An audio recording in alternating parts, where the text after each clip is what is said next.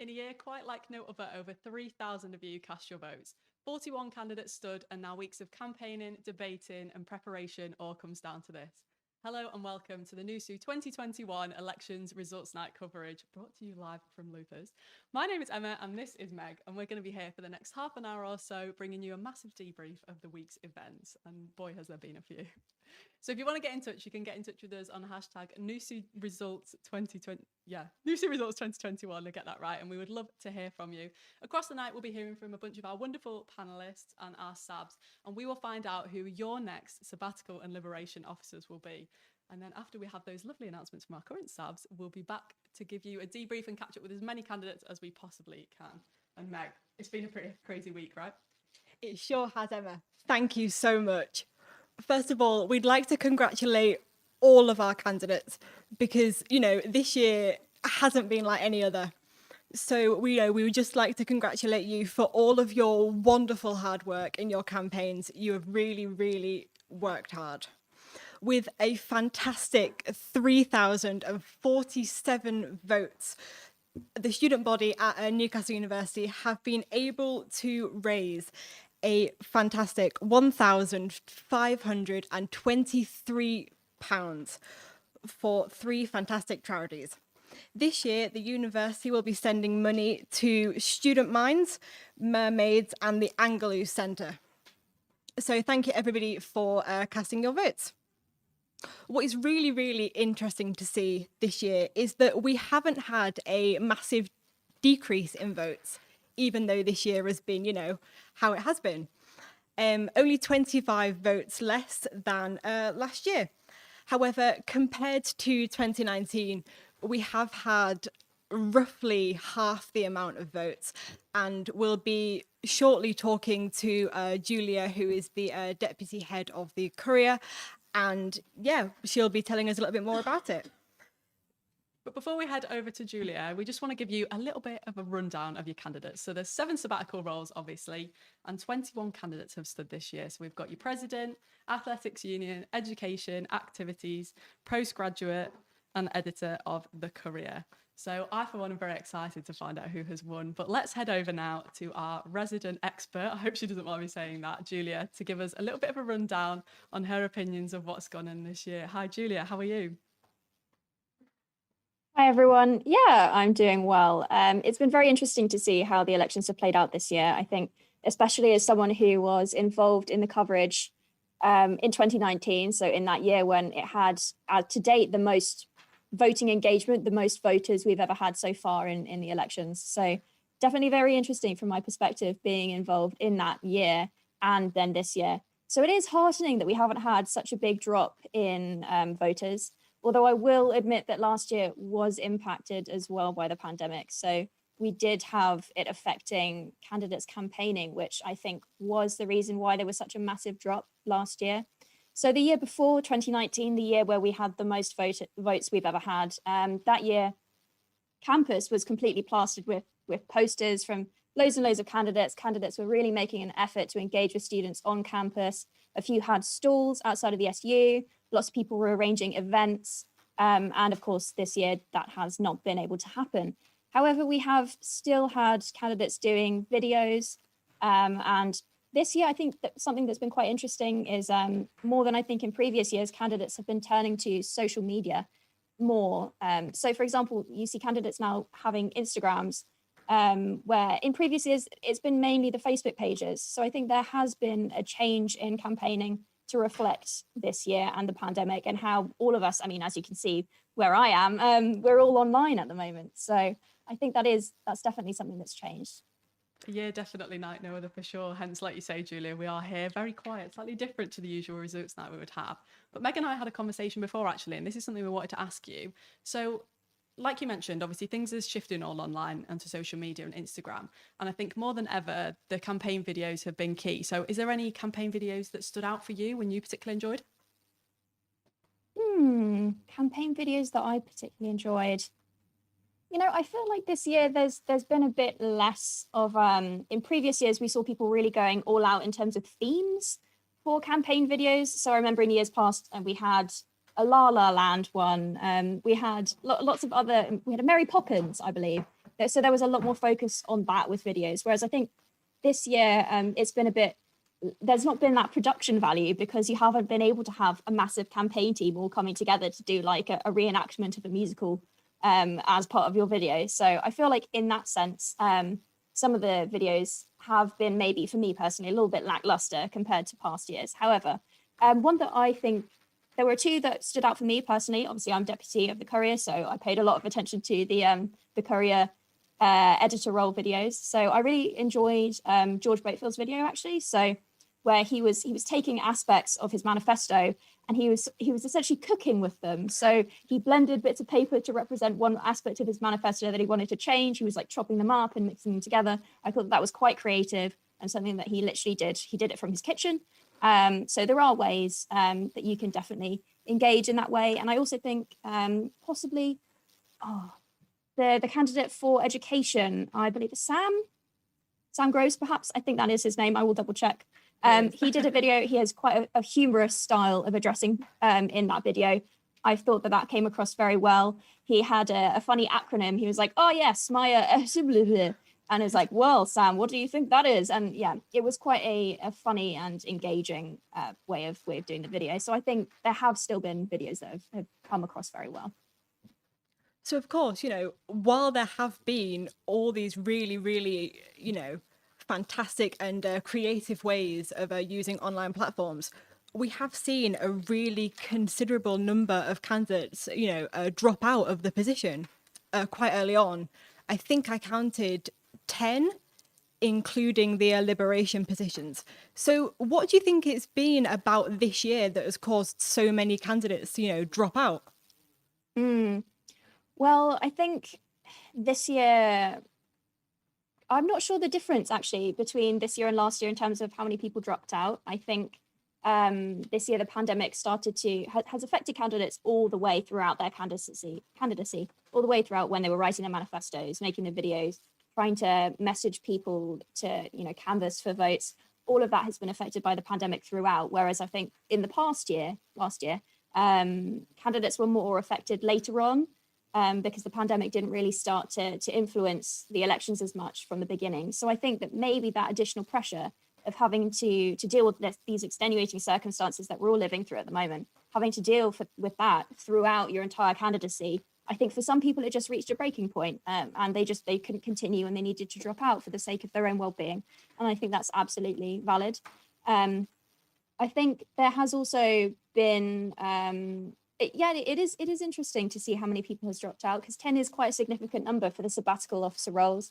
I think usually you see more people dropping out from the part-time officer roles than the sabbatical ones.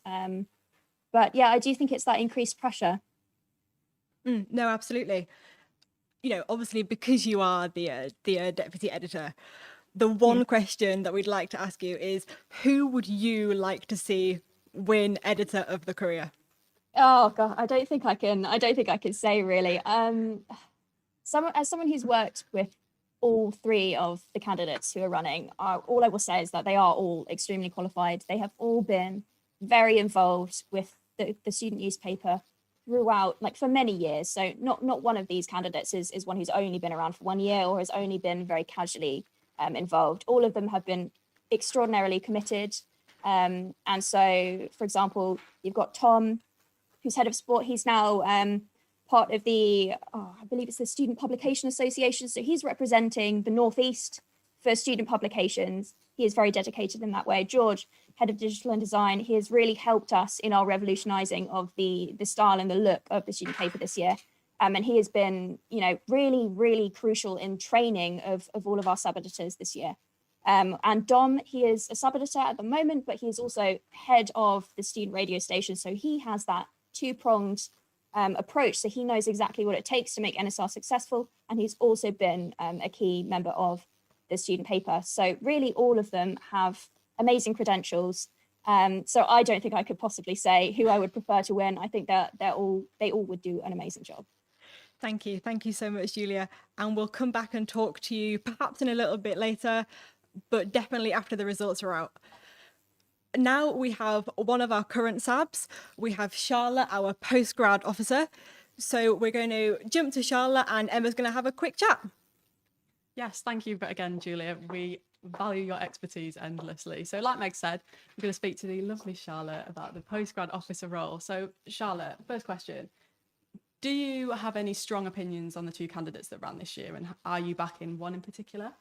No, I think both of the girls running for postgraduate officer this year are lovely and both have really good manifesto points, and they've both spoken to me about their ideas and I can tell they both genuinely care. So I'd be really happy with either of them, to be honest. Nice diplomatic answer, I like it. And are there any policies in particular that you like or that you would like to see them get to put in place? I think a lot of their things around mental health support and disability support are really important, and I've been doing my own work on this year, but obviously a lot of what I've had to do has been, fighting the coronavirus response and trying to support students on a more quick level, I suppose. So I'd really like to see them do some sustained changes, and they're both quite keen to kind of open up more opportunities for postgrads to talk about careers and things like that, which again is something that I'd have loved to do, but I feel like the more immediate response has taken up more of my time. So I'd just like to see what they can do in a hopefully less weird situation, I suppose. 100%, and I think it's something we can't forget, isn't it? Like, you've been in such a strange position to be a sabbatical officer this year, and both candidates have done really well in the debates and in the campaigning, but is there anything in particular that you would like them to carry on that you've done this year? It's a tough question. I think something that I've been doing this year and will need to be done next year and for years to come is trying to help the postgraduate research students. So a lot of the time postgraduate research students, which is generally PhD students, they don't really feel that involved historically with NUSU and with the student experience as a whole. It's a bit of a different experience. So I've been working really hard this year to kind of work with them, get to know them and fight for their issues. So I would love to see either candidate take that forward because it's really important. No, I do agree. I think it's a good point that you make, Charlotte. And I think it'd be wrong while we've got you here to not ask you, what has been your favourite thing about being a SAB this year, and what can our new SABs next year have to look forward to? Working with the people at the SU, not just the SABs, but kind of in our office, and just every staff member here is so nice and supportive, and it doesn't really matter what you already know about the SU before you start the role. They're always there to support. So I will really miss kind of working with the people, and it's been a weird situation this year, again, mostly getting to know them over Zoom and virtually, but even with that there's been a really nice community. So it's what I've loved the most and what I'll miss the most, really. I'm not surprised. Charlotte, thank you so much for chatting to us, and I can't wait to find out who's going to be the next postgraduate officer. So we are going to head on Zoom now live to one of our expert panelists. She actually moderated the education debate, and we're going to talk to Rachel to hear what she thinks about the education officers, what she thinks of their policies, and essentially who she's backing to win. Hi, Emma. Hi, Rachel. How are you? Not too bad. How you doing? Very well, thank you. So like I said, sort of, what do you make of the policies of the candidates that are running for education? Is there anyone in particular that you back in, or any policies that you think are particularly important? Oh, that's a good question, Emma. I'd say one thing about the education officers is it's quite clear through the candidates that they all are really passionate about it, and they all have very different ideas on how they're going to change things for students. When I was going through the manifestos myself, one thing I noticed was Livia seems to be quite a lot of smaller changes when you look at Sam and Landa's manifestos. But one thing I thought about Livia is that they're a lot more attainable, in my opinion. But when you look at Sam's, it's very interesting. It's all about keeping recap on after the pandemic, and a lot larger changes, which I think will greatly appeal to students who are voting in the election. And it's similar with Landa. I think all of the education candidates have really taken into consideration the effects of the pandemic on the students. So Landa looks at, for example, installing more workshops with the Courier service to prepare students for after graduating into the undoubtedly awful job market we're going to be going into, and also in installing like more opportunities for PECs for students. So I would say it's quite difficult. Their manifestos are all very different, and I have no doubt that each and every one of them would do a great job in the role and achieve very different things. Yeah, no, I think you're absolutely right. Something that you've mentioned is that you think that Landa was, quieter within the debate. Do you think that his debate his debate performance, or the performance of any candidate, might impact the way that they're seen by the student body? 100%. I think undoubtedly Landa did come across as quieter in the debate. I'd say definitely Livia and Sam jumped in a bit more. But when Landa was speaking, he was very confident in his policies and he did shine through very well and he knew what he was talking about. One thing I thought with Sam is although after studying the manifestos, his manifesto does seem a lot more kind of strong and extreme compared to the other two, I think to the student body watching the debate, Sam definitely did look a very appealing and promising candidate because he spoke with such like passion about how the university has treated students and what he'd do to change that. And I think that's definitely something that would appeal to voters in the election. 100%. And I think with the shift online, I think I personally have seen a lot of content from the education candidates this year. And sort of, what do you make of the videos and the online content that they've produced, Rachel? I thought it was really interesting because, especially coming from the viewpoint of head of marketing for Newcastle Student Radio, I was like really impressed by each of the three candidates. I thought all of their videos, all three of them, were very kind of unique and different to each other. Julia was talking earlier about Sam's video, which I thought was really well done. I can't remember the acronym myself. I think it was AXCAVIS or something. And I think they found really well, each of the candidates, a really good balance between like professional campaigning, but also making it a bit fun and appealing to the student body. I think that's something they all did very, very well. So Landa, for example, I think he did like similar to George for editor for Courier. He kind of did like the recipe for his manifesto. And Livia did interviews with, I think, her housemates due to COVID policies. But she kind of did interviews with people and they talked about her manifesto points. And it was in a way that wasn't too heavy and too kind of information heavy, which I think will go well with the student bodies.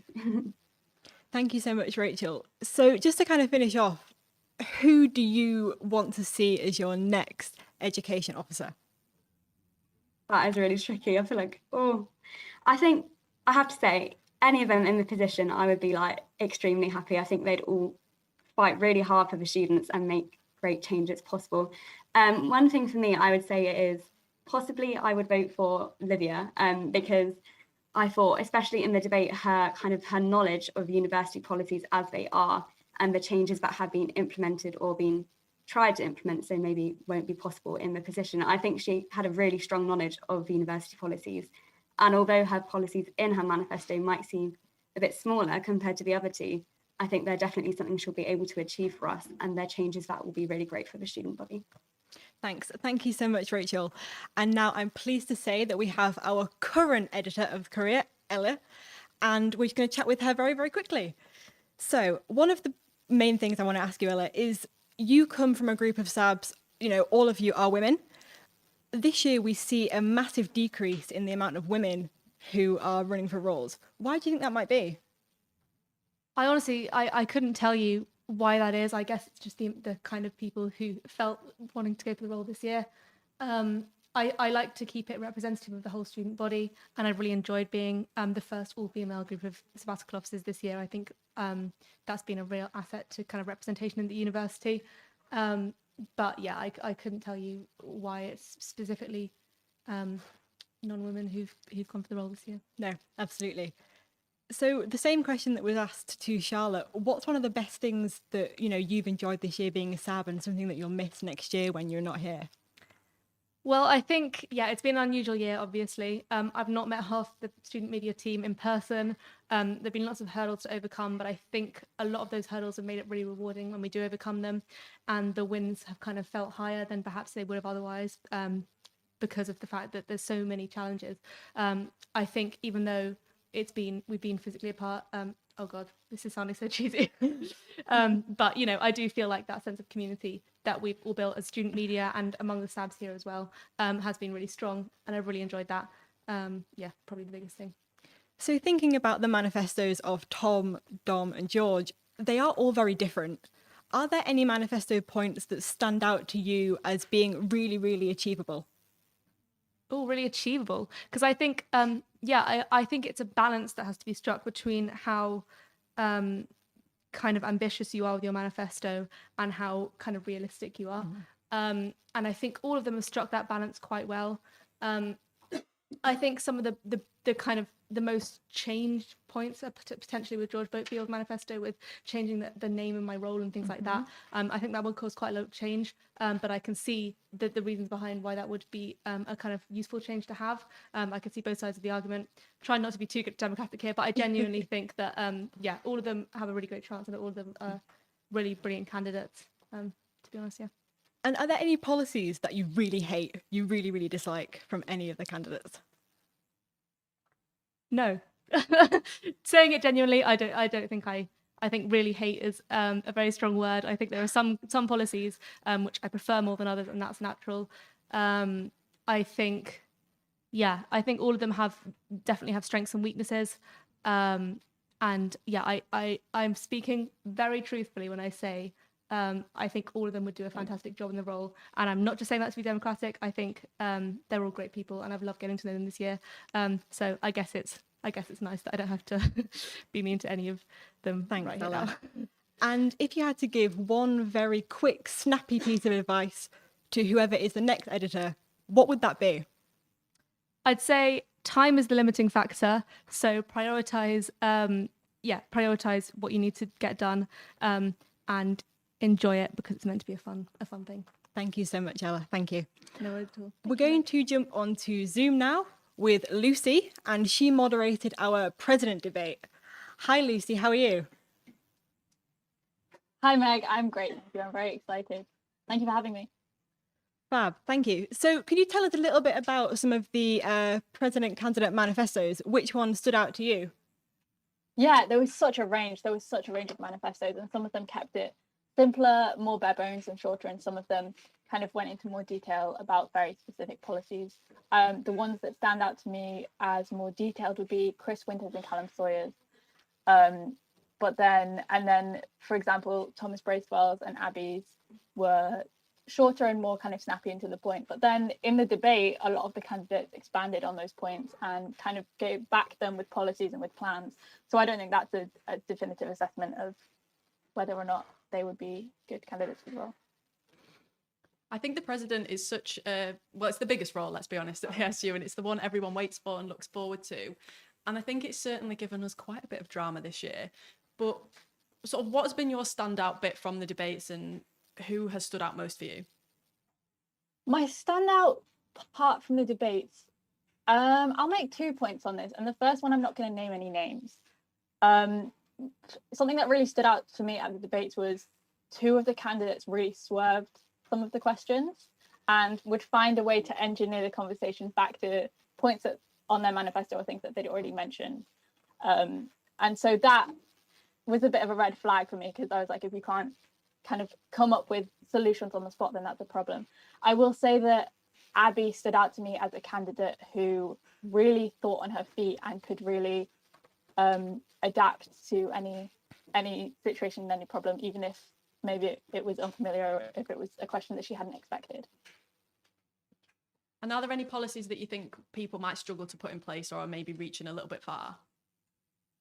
Yeah, I would like more information and real plans behind the candidates. There are multiple candidates who said that they plan to lobby for tuition fee rebates and rent rebates, which has obviously been the topic of the year, really. They're very big policies and they're very ambitious policies.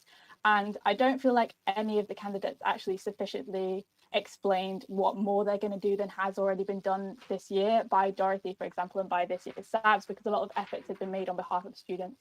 I didn't feel that had been researched or addressed. I think that they're really tough questions. Yeah, no, absolutely. So the one candidate who didn't have a campaign video was Callum Sawyer's. So do you think that that's perhaps put him at a disadvantage because all of the other candidates have campaign videos and that's a way that voters have been able to interact with them? So how do you think that that might have impacted his campaign? I can see why you would think that, but what I will say about Callum's campaign is I think that he's been very successful in reaching out to students. Firstly, before any of the manifestos were released, to find out what it was that they were looking for in a president, and then to promote his campaign in other ways, via social media, via word of mouth. I think Callum's done really well in that respect, and I don't really think not having a video will harm him there. Lucy, your knowledge has been second to none, and thank you for all your hard work on the President debate and for speaking to us tonight. Thank you so much. Now I'm joined with Benta, the current AU officer, to give us her insight on what she's made of the candidates this year. So obviously 2 candidates, Fergus and Tom. Yeah. Is there anything that stood out from their campaigns for you this year? I think both had quite strong campaigns. I think both were quite focused on performance sports, and I don't blame them considering they're both from quite high performance sport, and that's something we often see. But having talked to them and their manifestos, they both try to be more inclusive about the smaller clubs as well. So there's not a big gap between the two, I don't think. No. And I think arguably the AU officer role has maybe been the one that's been most different this year, with sports sort of being relatively non-existent for your time as AU officer. Is that something that you think is a big push for them when they come into the role? Well, I've definitely spoken about it. I think often when we go into a role, we only focus on our remit. And I think I'm one of the examples. You're not just an AU officer, you're a sabbatical officer. I think in my experience and my interest being an international student here, I've been able to use my time very well. I wouldn't say I wasn't busy with sport because there was quite a lot to go through with all the different guidelines changing all the time. But yeah, I've definitely spoken to them. You know, you get out of it what you want. You don't necessarily have to work with the international office as much as I did. That can go back to the president, for example. But it's a big task. Yeah, definitely. 100%. I think if you've proven anything this year, Benta, it is that the sabbatical officers are so versatile. And like you say, it isn't just in your one piece of expertise. So definitely a good point to raise there. Is there a specific policy that you would like to see them get to put in place? If you're talking about sport, I think there's quite a lot that I feel like I haven't been able to do this year. I definitely wanted to work on making Team Newcastle, what I kept saying during my campaign, more accessible, more inclusive and more united. And with no sport going on online, that's even more difficult because the work was on trying to be at least close with your teammates. So I definitely hope they work on that. I think there's still a big push to make on a lot of things that we couldn't really do. Although this year has also shown other problems that we might not have seen in a year where you were too busy with sport. So, it's a balancing act in the end, I think. Yeah. 100%. And I've got to ask you the question, Benta. Is there a candidate that you're particularly backing?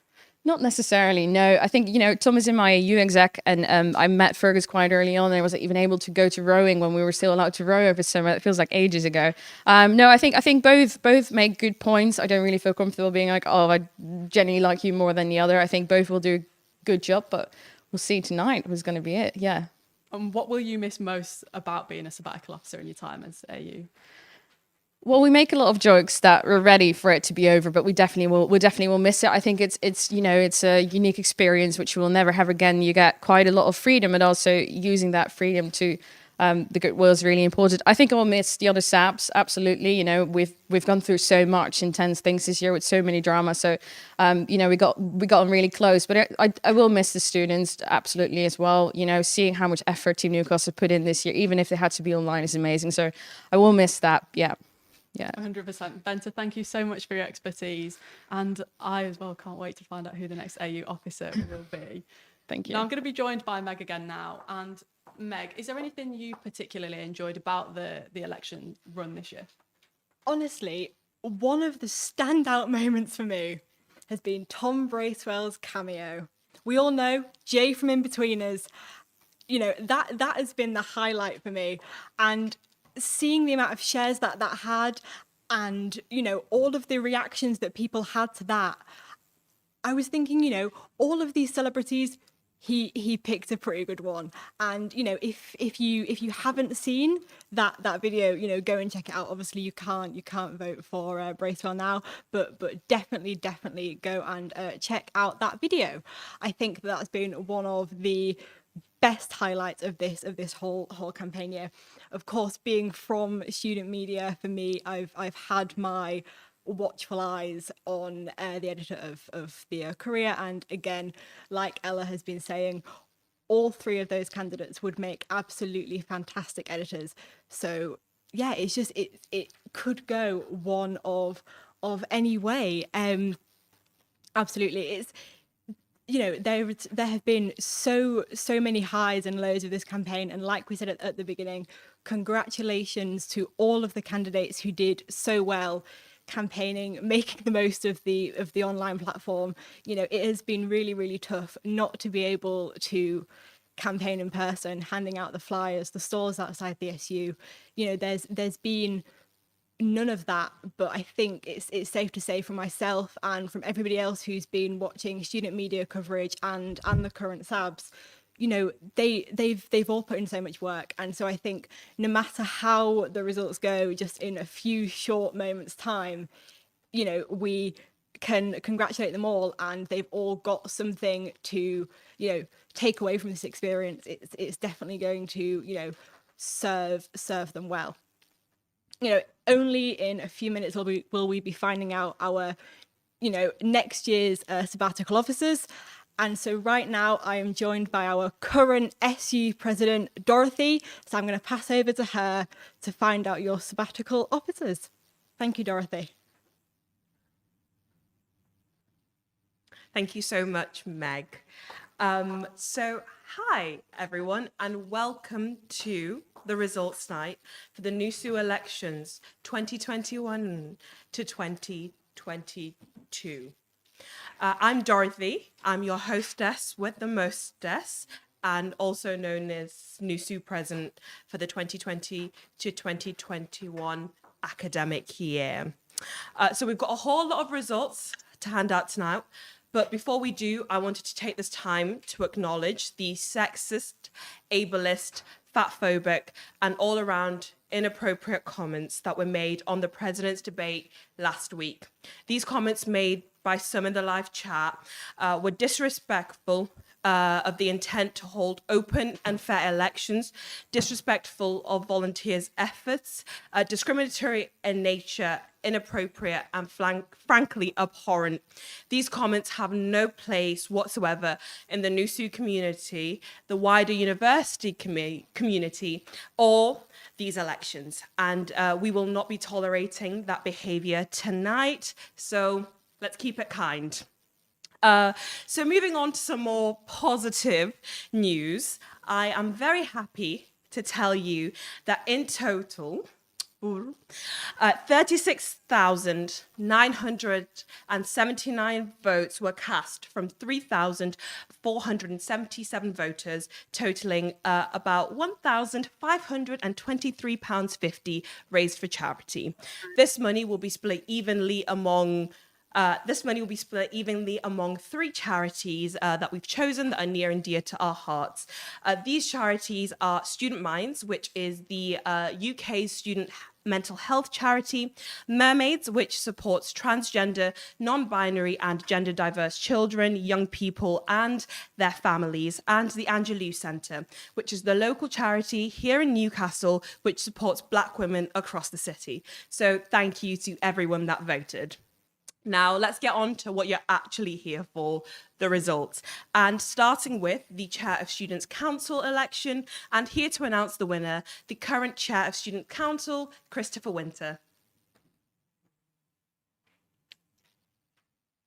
Hello, everyone. I am very pleased to be announcing the results this evening. The Chair, in my opinion, is the unsung and often forgotten member of Council. You are probably the most vital component in the machine of council, and yet almost no one actually knows what you do or why you sit in the chair. You will find yourself bursting to open your mouth when you must remain silent, cutting off your friends when they overrun, and you will hear the question, so what do you actually do more than you would like? To both of the candidates, I wish you the best of luck. I truly hope you enjoy this role as much as I have. And the winner is... We're playing the music. I don't know how long to wait. I think they're going to play the dramatic music now. And the winner is... Whoa! Haris Qureshi, congratulations. Woo! Round. Should I do... to speak? Yeah. God, sorry. Hi. No. Thanks everyone who voted for me. I'm very happy, obviously, with the results. And obviously commiserations to William for commiserations, but obviously well played for his kind of side and his campaign. It was it was good.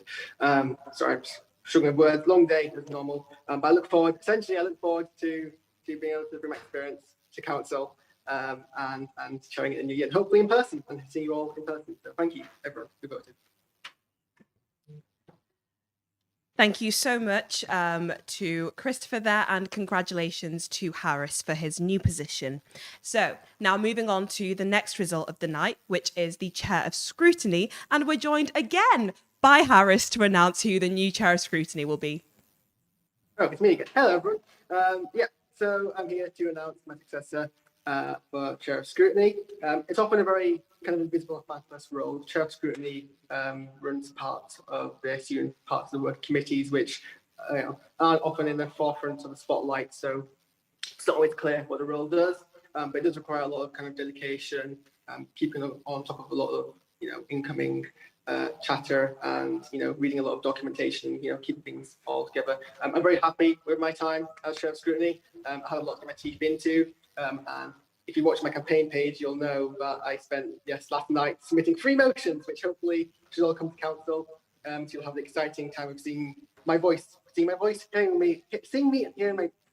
You'll see me at council virtually, where I get to present the 3 motions, and that's kind of really the kind of what the meeting we're working on this year. But in terms of my successor, so I have the results back here in a envelope. So without further ado, the candidates for the role was Alexander Wang Evans, and that was the other candidate, and the winner is Alexander Wang Evans. Congratulations. If you're on a call, you can come and give a few words. I don't know if he is in a call or not. The benefit of doing this on Zoom. I'm the boy. Hello. Well done, Alex. Do you want to give a few words? I'd just like to say that I hope as the new chair of scrutiny, I can continue the work done by yourself, but also add my own spice to the job. And congratulations on your win earlier. I hope that we can work together quite well. Excellent. That's it. Thank you very much, Harris, and congratulations to Alexander.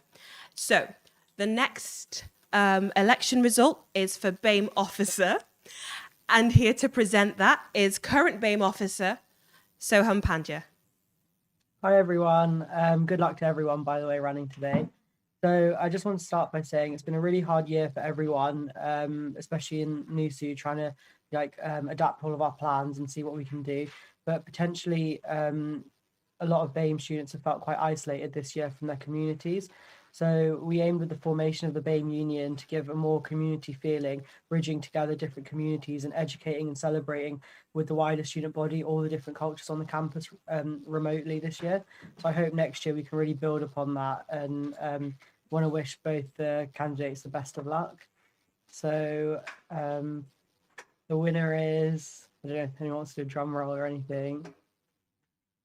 No, okay. The winner is Renee Bennett. Congratulations. Does Renee want to say anything? Yeah, I would. Thank you so much. First, I'd like to thank God for guiding me on this journey, and I'd like to thank everyone who supported me along the way. And I really hope that I can make a difference in this role. And also, I'd like to shout out everyone from the Cayman Islands. Thanks for your support, and know that even though you're from a small island, you can do something big. And thank you so much to my family who have shown me so much support. So thank you guys. Good luck with the role. Thank you. I hope we can work together. Thank you so much to Soham there, and congratulations, Renee. Moving on to the next result of the night is for Commuting Students Officer, and here to announce the winner is Metro Kieran. Hello everybody, it's lovely to see you all here. Well, I've had a fantastic first year as Commuting Students Officer. I think it is by far one of the most important roles at NUSU, covering everybody who is commuting right now. And I wish the best of luck to the winner and the next Commuting Student Officer. So, without further ado, I will announce the winner. Can I have the result, please? Thank you. And the winner of Commuting Students Officer 2021. I can't believe it. It's me again. Well, I'll just pass you on to the winner now. Thanks, Metro Kieran. Well, I'd like to thank, first of all of the Metro lovers who voted for me this year to continue on as your Commuting Students Officer. And I'd like to thank the other candidates who ran against. They ran a great campaign. They gave me some fantastic free publicity. And I promise to you that I will continue to be the best Commuting Students Officer that I can be for you. Thank you very much. Thank you very much, Kieran, and congratulations, Kieran. So moving on to the next position for the night. The next position is a disability officer. Unfortunately, our current disability officer, Kate, is unable to be here. So instead, we've got our AU officer, Bente, to announce the winner. Yeah, unfortunately, that Kate can't be here, but it's an honor to be able to tell the big news for this one. We've had a campaign between Amelia Sim and Jack Mellinson. And here's the honor of telling who it is. And there we go. The winner is Amelia Sim. Do you want to tell something? Do you want to respond? I'd just like to say thank you so much to everyone who voted in every society who supported me. Thank you to every candidate who messaged me and supported me throughout this campaign. It's been an absolutely lovely experience. And I can't wait to get into the role and actually make a difference in the university. Thank you so, so much. I really appreciate it. Thank you. Thank you so much, Bente, and congratulations, Amelia.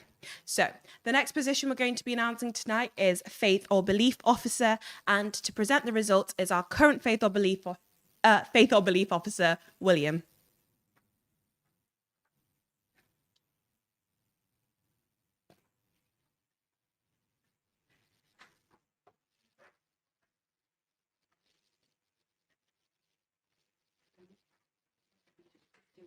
Are you there, William?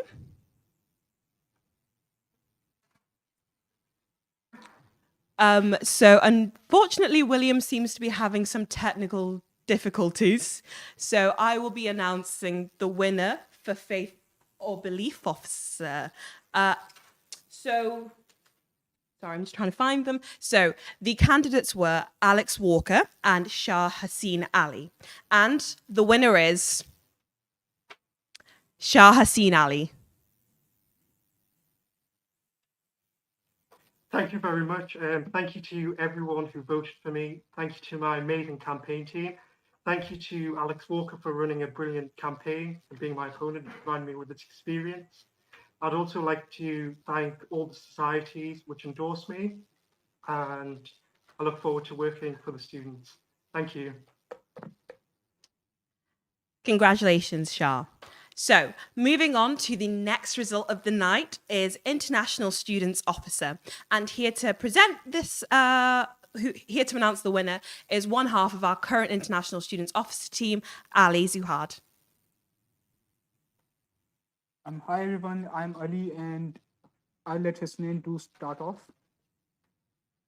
Hi guys, I'm Husnain Shahid, your International Students Officer for the current year.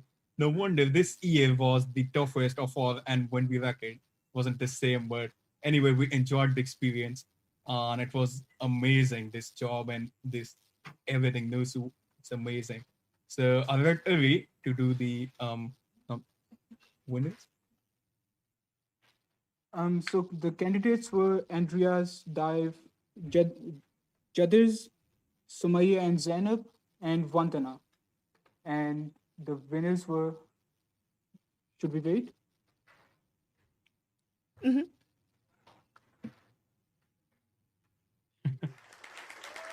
So the winners are Zainab and Sumaya. Whoa! Congratulations, guys. Thank you to everyone who voted for us and supported us. And it means the world to us that you understood what we stand for and could envision us making the university a better place for international students. Yes, I would like to thank everyone who showed faith in us and all my fellow candidates who we kept interacting and they really helped us stay calm. And we'll try to ensure transparency and we'll try that no one's voice goes unheard. Thank you so much, everyone. Thank you so much to our current International Students Officers. I heard her name there as well, so thank you both, and congratulations to the winners. So, moving on to our next announcement of the night is for LGBT plus officer, and here to present the winner is our current LGBT plus officer, Ben Campbell. Hi everyone. So this year's obviously been like a year like no other, but working as the LGBT officer has been really rewarding and honestly one of the highlights of my uni experience. So holding the campaigns that I have, the two trans awareness week and Trans Pride are campaigns that I really believe in, and I just want to say thank you to everyone who has worked with me on these campaigns, and LGBT Society and everyone who's attended any events or gotten involved. Through the role, I've met some amazing people and worked alongside the amazing staff at NUSU, and I'm really proud of all the work that's been done this year. I can't wait to see what the next LGBT plus office does, and I'm sure that they're going to be amazing at the role. So the candidates were Jana Prophet, Thomas Makowiecki, and Victoria Osho. The winner is Victoria Osho. Congratulations. Would you like to say a few words? Hey, I'm really happy. I'm really happy. Thank you to everyone who voted for me, and thank you to the other candidate, Jana. We had a really good discussion when we had our debate, and she was really great. And I'm so grateful for everyone, and I'm happy people think that I'm suited for the role, and I can't wait to see what we get to do or what we get up to next year. So yeah, thanks everyone. Thank you so much to Ben there, and congratulations, Victoria.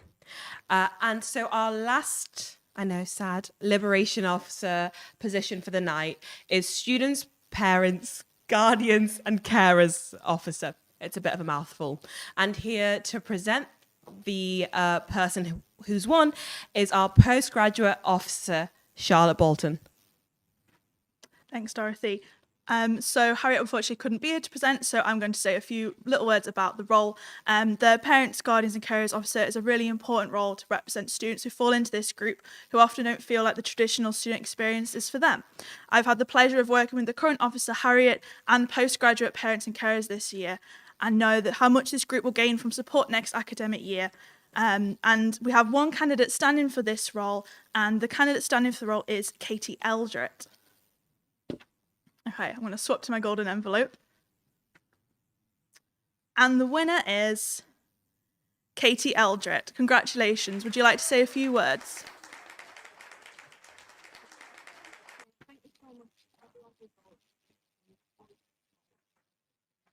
Now the campaign is over, I'm ready to start making some real change for all of the rest of fantastic and deserving officers. Thank you. Thank you so much, Charlotte, and congratulations to Katie. So now moving on to our sabbatical officer positions that we'll be announcing tonight. So our first position that we'll be announcing tonight is the activities officer election results. And here to present this is our current activities officer, Hannah Finney. Hello.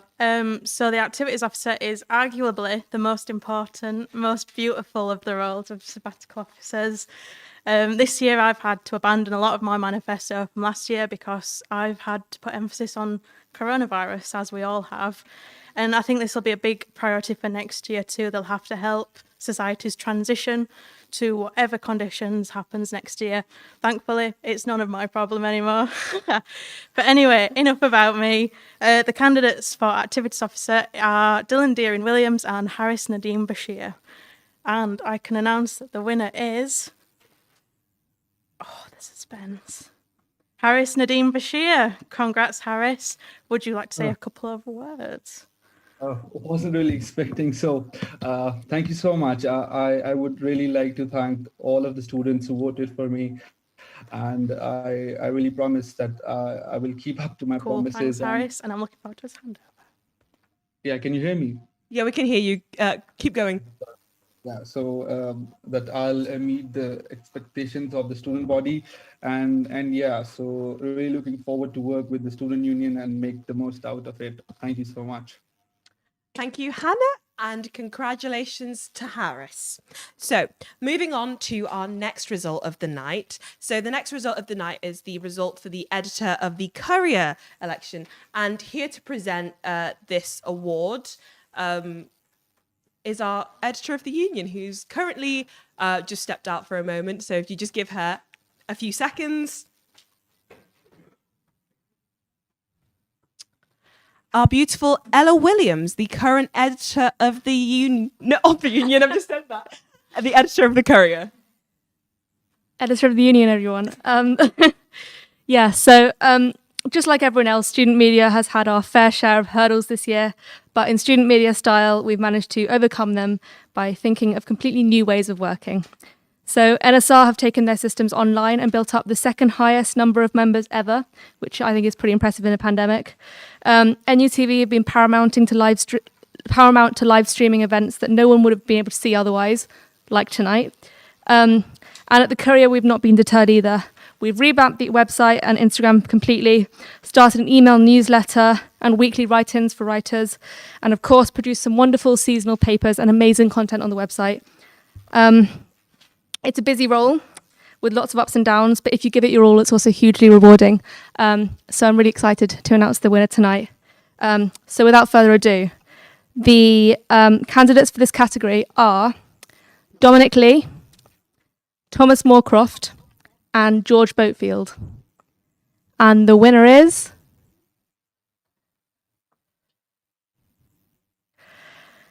George Boatfield. No, I can't believe it.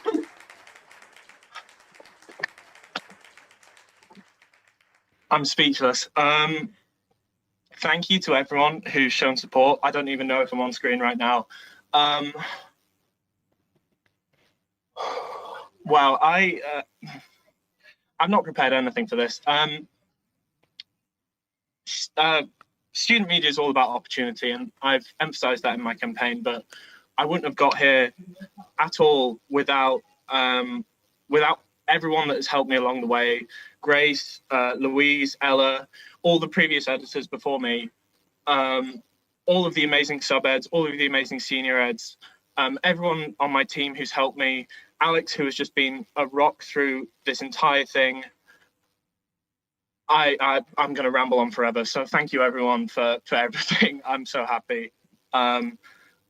Yeah, good luck to everyone else through the night, and commiserations and thank you to Dom and Tom for being such amazing candidates as well. Thank you, everyone. Thank you very much, Ella, and congratulations, George. So our next result of the night is our athletic union result for the night, and here to present it is Benta. Thank you, Dorothy. A year ago, I was at home when I figured out that I had this role, and I can tell you I had no clue what the year would look like, and absolutely not expected there was barely any sport being an athletic union officer. It's been challenging.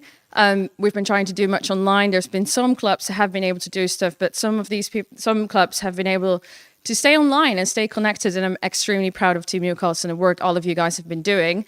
It's been an absolute honor, and I'm really looking forward to handing over to someone that I know is very capable. So without further ado, we're going to go to the person that's going to take over and has the big task next year to restart sport for as far as possible. So there we go.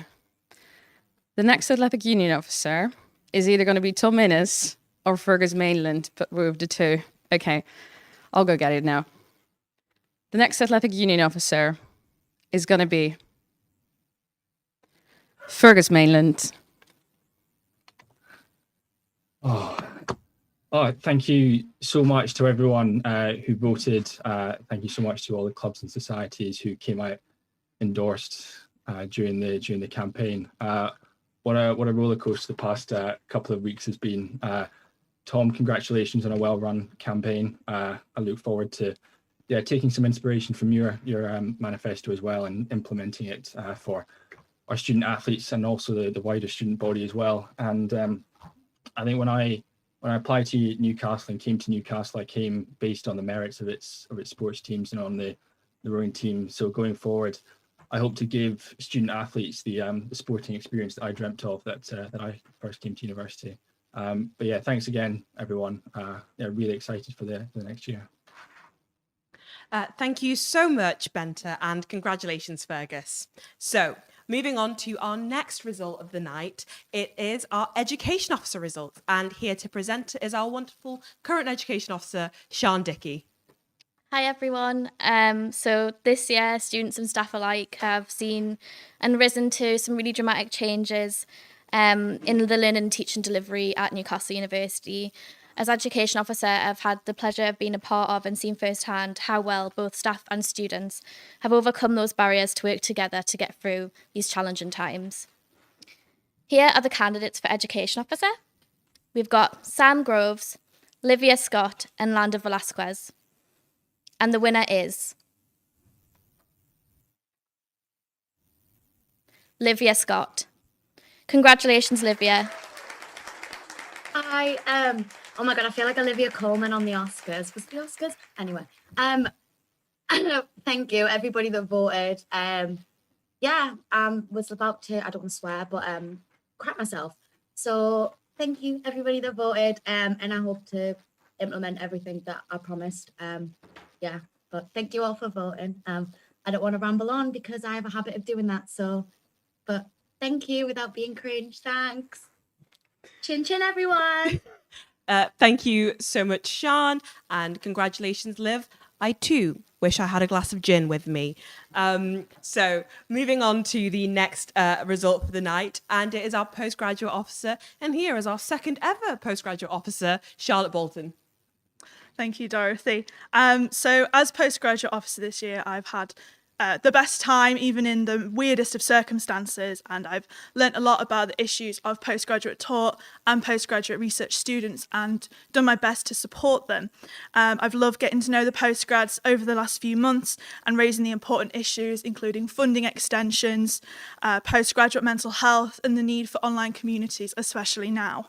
This year's candidates have both campaigned brilliantly and been so kind and confident throughout, and I know either one of them will make an excellent officer, and I can't wait to see how they build on the role next year as the third ever postgraduate officer with their great ideas.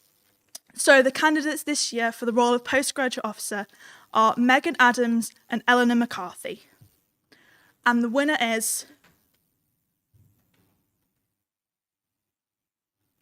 Eleanor McCarthy. Congratulations. Would you like to say a few words? Thank you so much. I really didn't expect it at all. I don't know what to say. But thank you to everyone who voted, everyone who supported me, my friends for pestering everyone they knew to vote. And yeah, just everyone who believed in what I was going for. And thank you to Megan for being a fantastic candidate to run against. I'm really excited to start and to work with the other officers to make some real change. Thank you so much. Thank you so much, Charlotte, and congratulations to Eleanor. So our second to last announcement for the night is the Welfare and Equality Officer election. Unfortunately, Nadia couldn't be here with us. She's here in spirit, but not physically here. And so we found the most second-hand replacement for Nadia we could find in the form of Hannah Finney. Hello, I'm Nadia Ahmed, your Welfare and Equality Officer for this year. Sadly, Nadia can't be here tonight, so I've got a pre-prepared speech because I know nothing about welfare or equality. So, as Welfare and Equality Officer, you are at the forefront for pushing for wellbeing support for students, as well as ensuring marginalised groups have a better experience at university.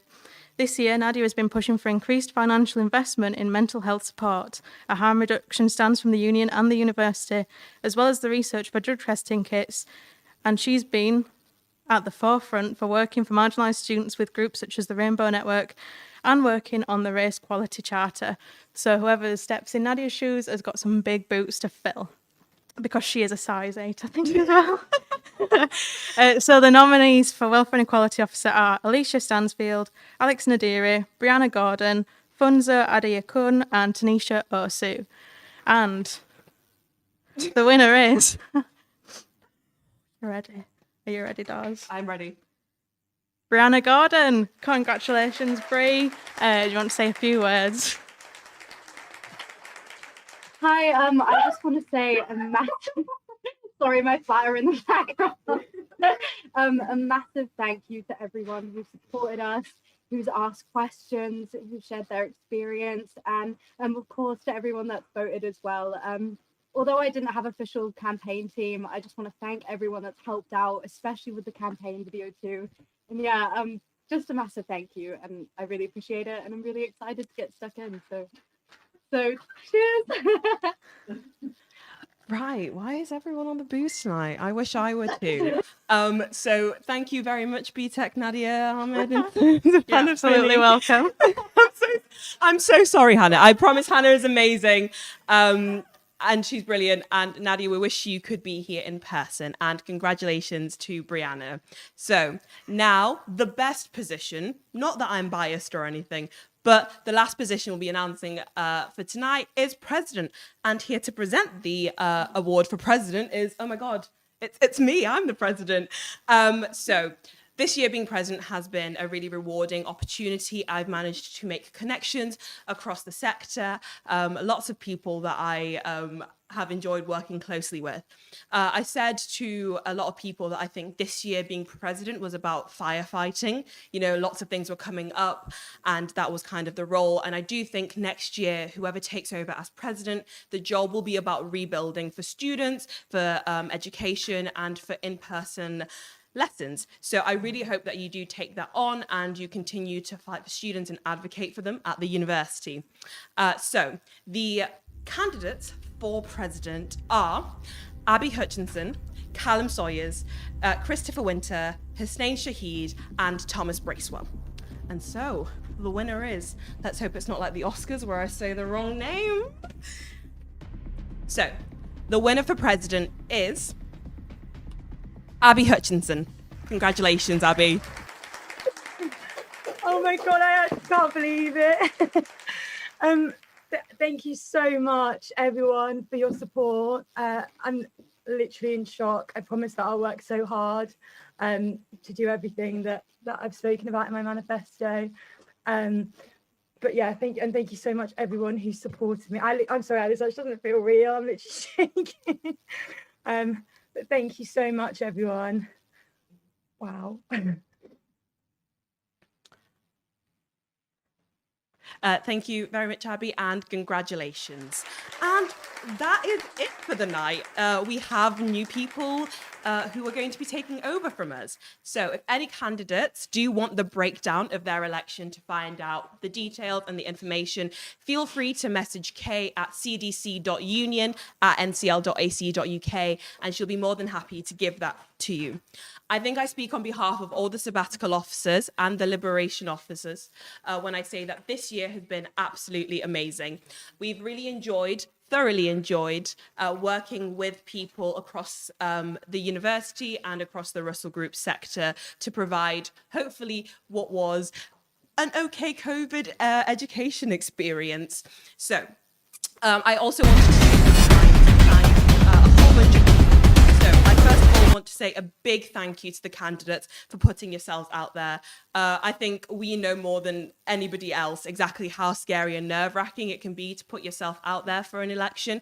And so whether you've won or lost, a big congratulations and a big thank you for taking part in student democracy. I also want to say a huge thank you to the elections team, George, Kay, Connor, Dan, Dean, who's left, but still, thank you, Dean, and Susan Bannon. None of this would have been possible without the countless Zoom meetings that we were all involved in, and without your dedication to ensuring that student voices are heard and appreciated. I also wanted to do a big thank you to our student media, so to NUTV, NSR, and the Courier.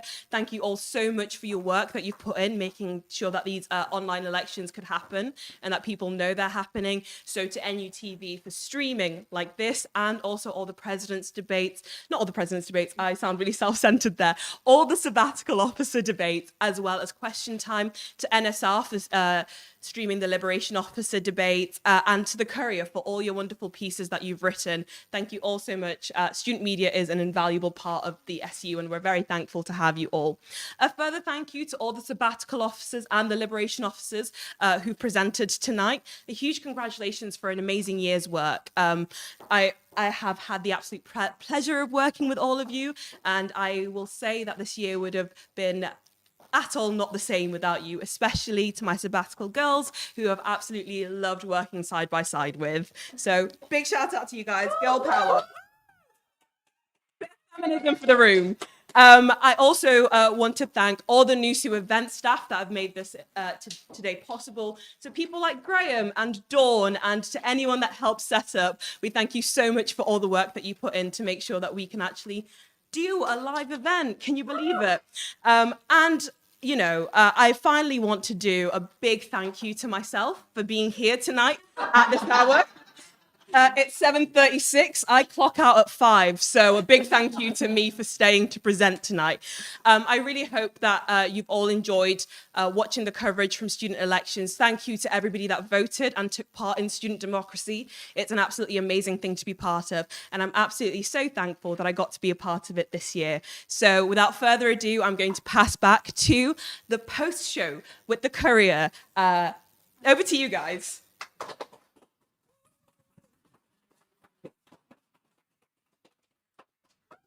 Thank you so much, Dorothy, and thank you to all our existing SABs, like we say, for the outstanding work they've done this year. And massive congratulations to all our brand new sabbatical and liberation officers.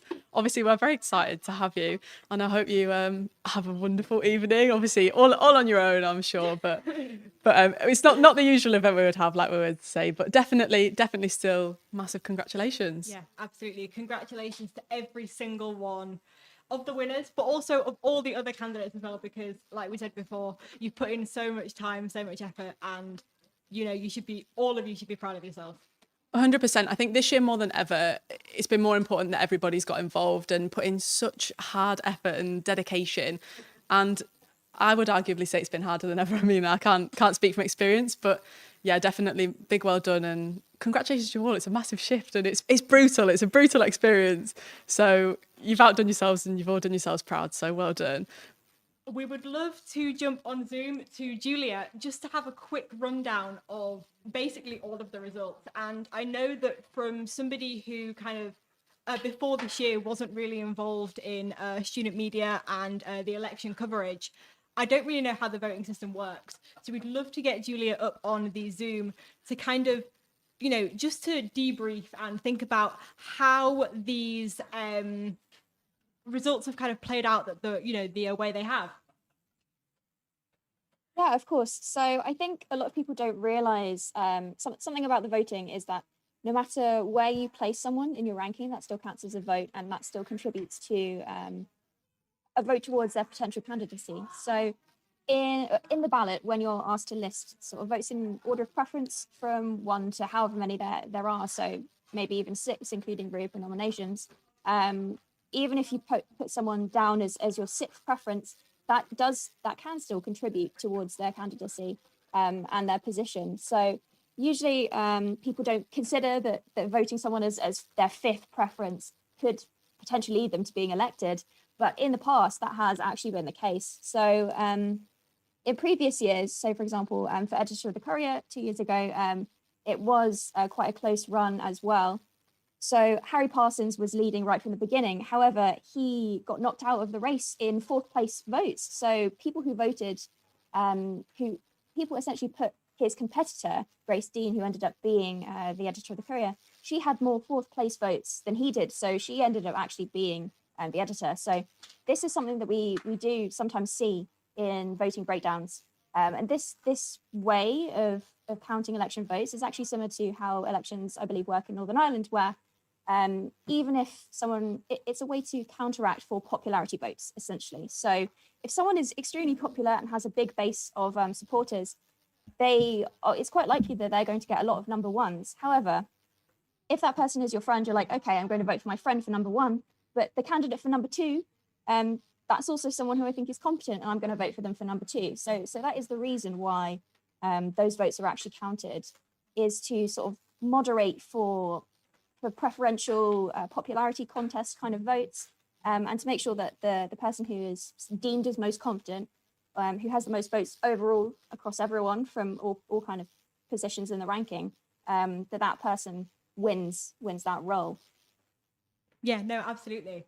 Kind of now we can use some real examples, and we can almost say that people who kind of ranked in their first place votes, it was almost the first place votes that got them their position. So do you think that there was we know that the way that the voting system and the interface of the voting system changed this year.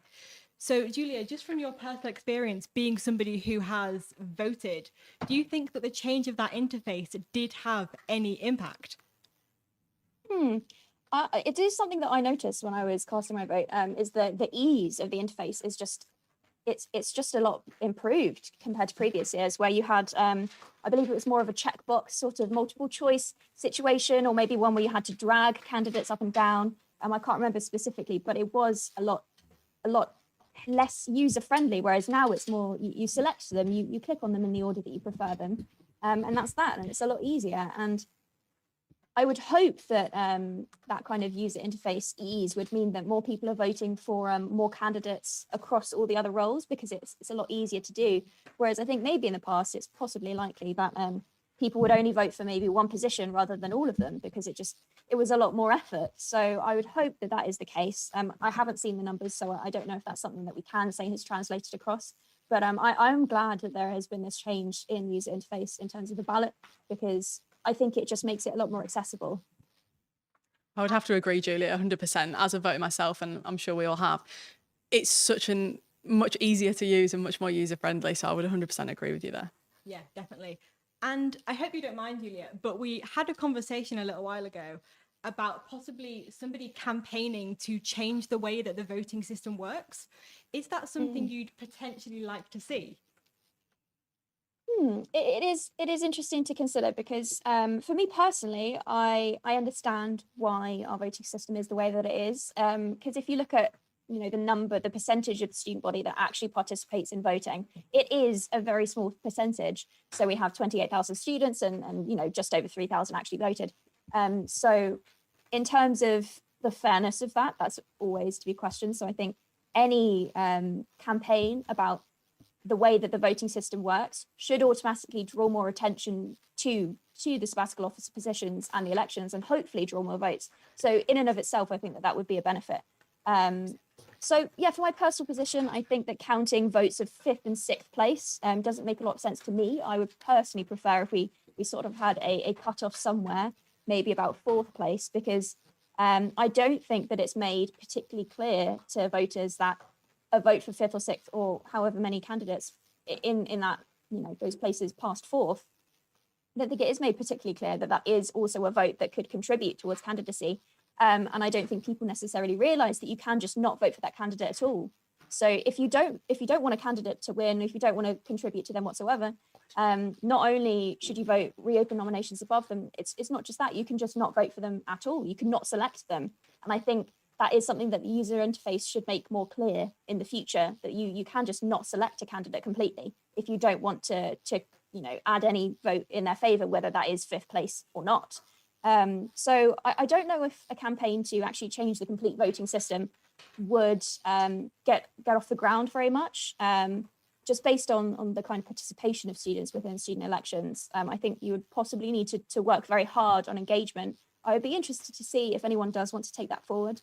However, I think something that could be changed is definitely within that user interface, is making it clear, when candidates are campaigning or when they're voting on their ballot, that you don't have to select a candidate at all if you don't want to vote for them, regardless of what position that is. So you can just select one candidate if you want. You can select your top 3, your top 4, if you're like, okay, I've got a favourite and these other people would also be competent, but you think the other ones are terrible. You don't have to vote for them at all. And I think that should be made more clear in the future.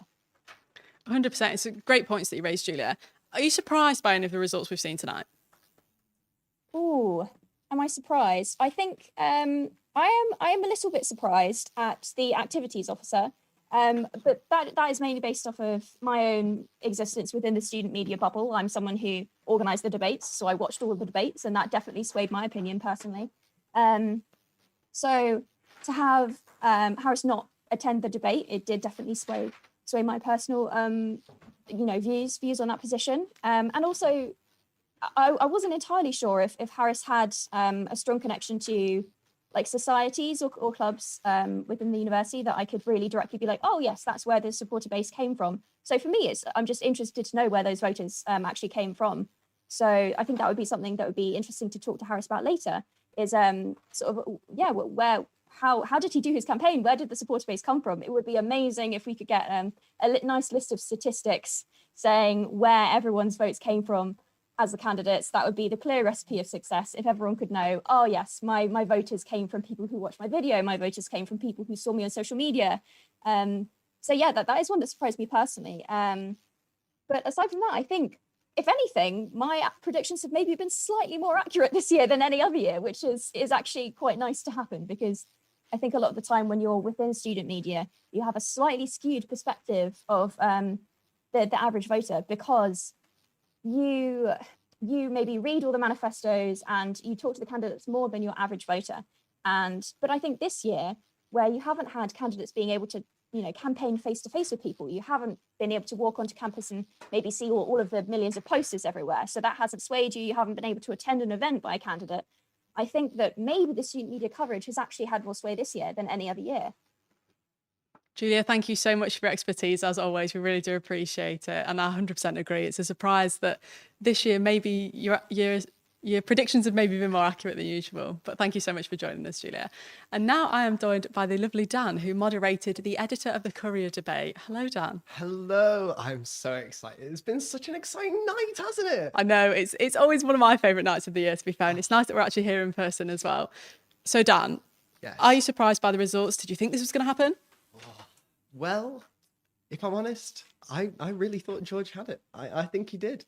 I mean, I can speak on the Courier because obviously I moderated it, but I think that George was a standout candidate, and I think he's gonna do brilliant things in the Courier position. I really do. As for some of the other roles, I think they're some of what we expected, but some were a little shocking.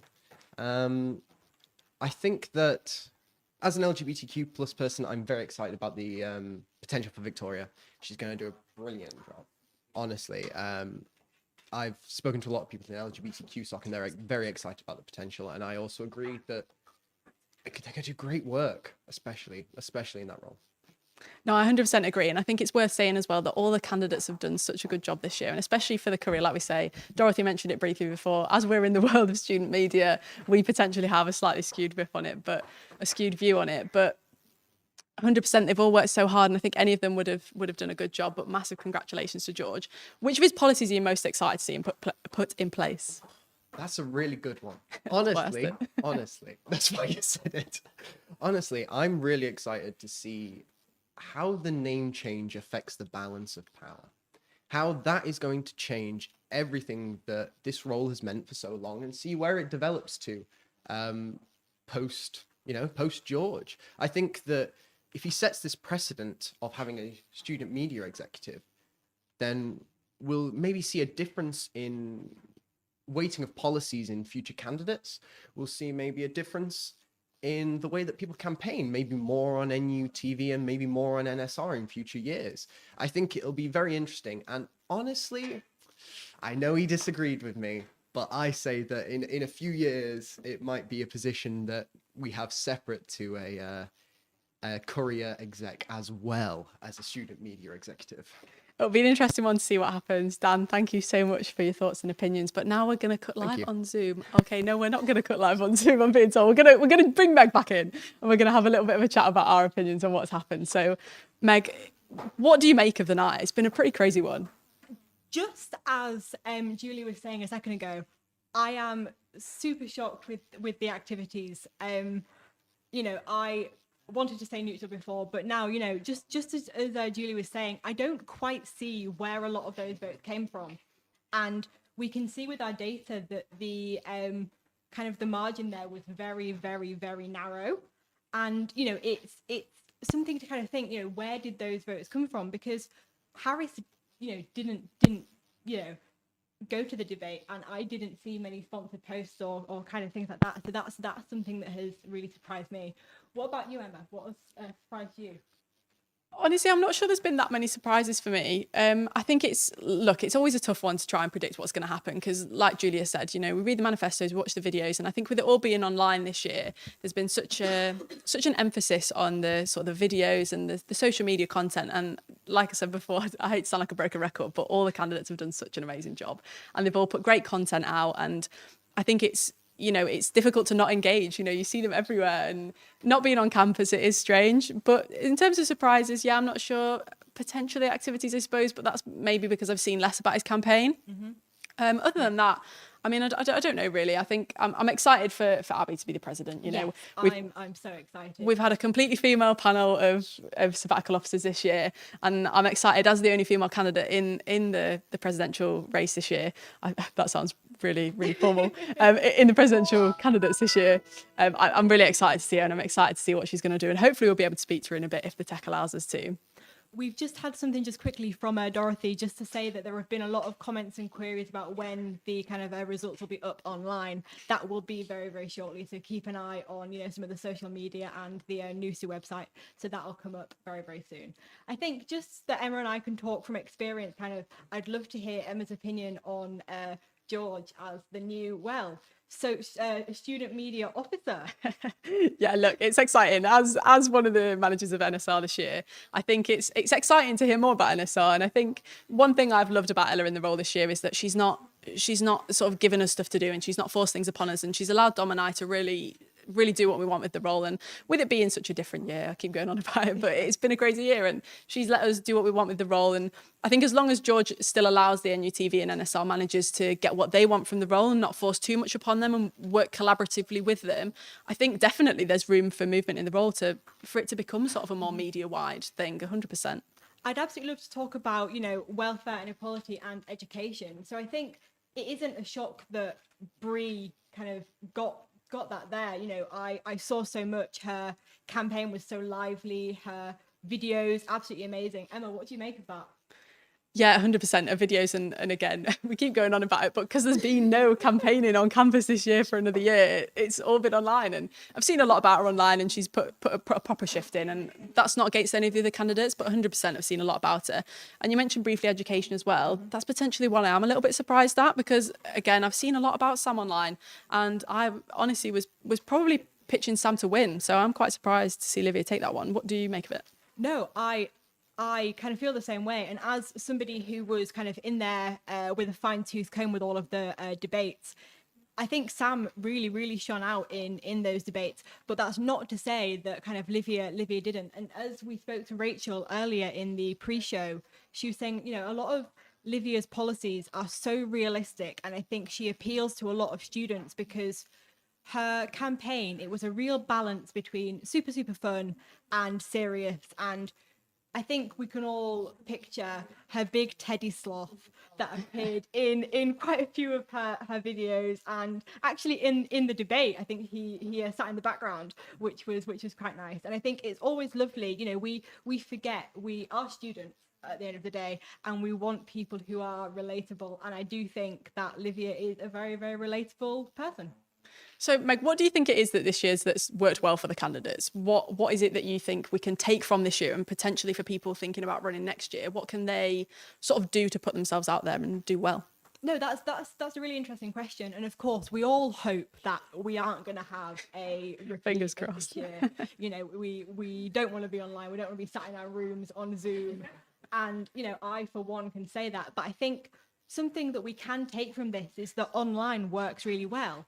As young people, we spend a lot of time online, and seeing those sponsored posts and seeing those stories, and even, the competitions that people have been running for, on their social media to gain followers, that's been something that I think has worked really well. And people can take from that, thinking about how to, spend their budget. And, social media is great. We have TikTok, we have Snapchat, we have Instagram. So I think using those social platforms is definitely something that we can bring forward. And now we're going to kind of have a chat with Dorothy, and I think I can say myself that she knows what she's talking about. So Dorothy, what do you make of, first of all, the president result? I mean, I think this year president was a really hotly contested field. I think it's always really quite like reassuring to know when there's lots of candidates. I mean, it's either that I've done an amazing job and they've all been like, oh, I want to follow, or they all think I've done such a terrible job. They're like, I could do better than her. So you never know which one it is, but I think it was really like lovely to see lots of candidates in the field. I think it's been a really interesting election and a really interesting race. I think, you know, when you see a lot of candidates, especially a lot of very like different types of candidates come, it's always really quite interesting to see what students do vote for in the end. And yeah, I think that was probably the most interesting part of the results tonight. Definitely. And the same question we've asked everyone this evening is there any role that you're most surprised about? I mean, everything's a surprise, isn't it? Democracy, you know, sometimes it goes one way, sometimes it goes the other way. I think for me, the one that I will say, like most people, the most, maybe not surprising, but I think interesting one was the activities officer. I think the fact that, you know, I don't know if many people know this, but Harris is from NUBS London, so like having a London candidate is always very interesting. You know, it's a smaller campus and it doesn't have quite the same like connections as the central Newcastle campus. So having that candidate kind of win is very interesting because I think it really shows that like having a digital online election has really allowed for other kinds of candidates that probably wouldn't run in normal NUSU elections to have the same kind of reach and opportunity to become sabbatical officers. Yeah, no, absolutely. I guess, you know, your campaign and the campaigns we've seen this year have been drastically different. I remember when you were campaigning, there were, you know, stalls outside the issue and people were, you know, using physical flyers. I can't imagine being within the distance of somebody to give them a flyer, you know. But what would you take away if you were to, I guess, you know, run in a couple of years' time for a different role or even for the same role? What would you kind of take from the candidates this year? I mean, not to flex or anything, Meg, but I actually had a completely digital campaign last year to begin. I was ahead of the curve. I saw it coming. I was like, I see it coming. So I didn't have flyers. I didn't have posters. And so I was actually quite worried that would hurt me in the end. And so actually having quite a digital campaign, turning digital last year was very interesting. However, I think this year what's really shown through for candidates that will run next year or year after, even in a less digital campaign, is actually the importance of that social media presence. So I saw people running things like giveaways. I saw people running like Instagram Q&As. And I think those things were really important in connecting with people that were voting. Yeah. I mean, I continue to hope that people run for the positions. I mean, who knows? Maybe next time I'd run for something like editor of the Courier. You never know. I mean, but if I were to run for president again in the future, I think this election has shown that having a strong digital presence is really important.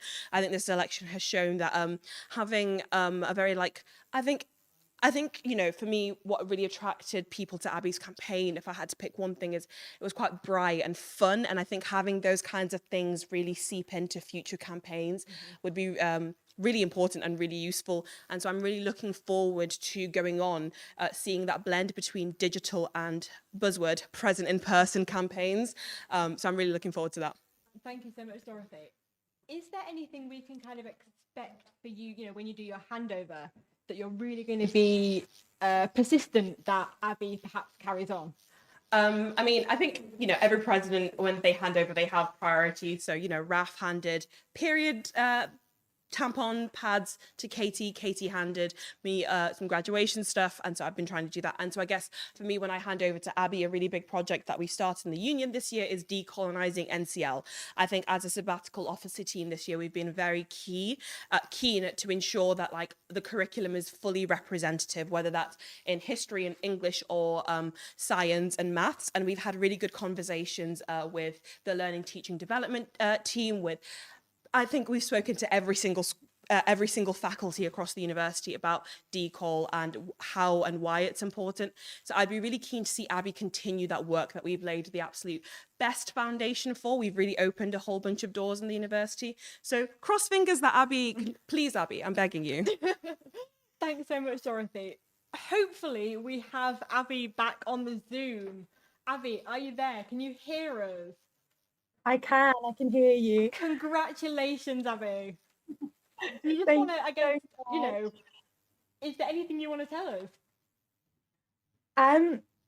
Well, firstly, Dorothy, I will 100% be continuing that work. So you don't need to worry about that. I'm really excited for the handover, and how you think we should move forward with it. I feel really overwhelmed right now, if I'm being honest. I just got a little bit emotional because it doesn't feel real. But just so grateful to everyone who voted. I mean, I had a couple of years out between my undergraduate degree and doing my postgraduate, and obviously because it's all been online, I was really thinking I don't stand a chance because my social network's a lot smaller. But yeah, I can't believe it. Oh, bless you. Well, you have done really, really well. And I remember one thing that you said in your debate was that you didn't feel ready when you were an undergrad to kind of pursue and kind of campaign for a role. So do you think that wait, that time that you waited, do you think it paid off? Yeah, definitely. I think that, like I said in question time, that maybe was a little bit of imposter syndrome. I think I would have been sort of more incapable at that time, but I just remember thinking it was such a huge responsibility, and that maybe I just wanted to grow a little bit more as a person, because I want to make sure that I was doing my absolute best for everyone, especially as it's a position that you're elected into. So yeah, I think I had a couple of years out where I sort of worked, and then funded some travels and did some volunteering and things, and I think that made me come back, and I was still thinking I would love to go for that role. And I think especially with coronavirus, just seeing how much so many students' experience has been impacted by that, but practically 2 years of their degree made it more important than ever, and so it made me more motivated than even at undergraduate to want to go for it and make change. 100%. And it's so nice to hear you talk about it. And like you said, you're a little bit emotional before. What policy you were most excited to put in place? I'm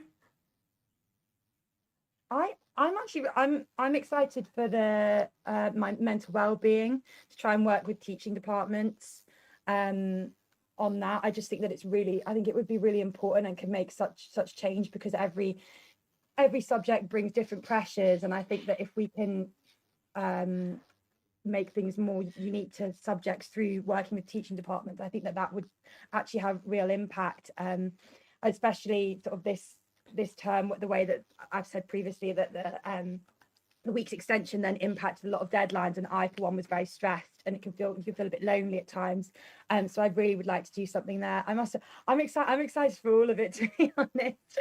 I'm so grateful to be given the opportunity. I know, I feel like it's hard. We're asking you all these questions after you've just been announced that you've got a job for the next year. So massive congratulations, Abby. And I know I'm definitely excited to see what you do and follow in the footsteps of Dorothy. And thank you so much for speaking to us.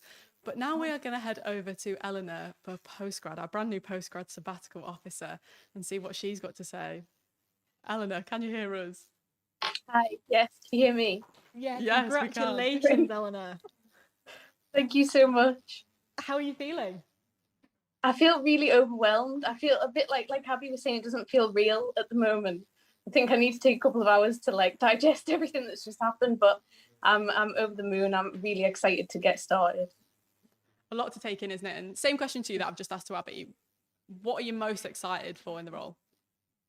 I think I'm really excited about trying to improve postgraduate engagement with the union and really try and get that postgraduate community, especially with how difficult it's been to just connect with people and have those networks and friendships. And it was something I was really excited about with coming to Newcastle to do my postgraduate, and obviously I haven't been able to, and I'm really hopeful that if restrictions get better and as the situation gets better, we can involve postgraduates a lot more and really make them feel part of the university community. But I am really excited to do all the things I set out to do, hopefully.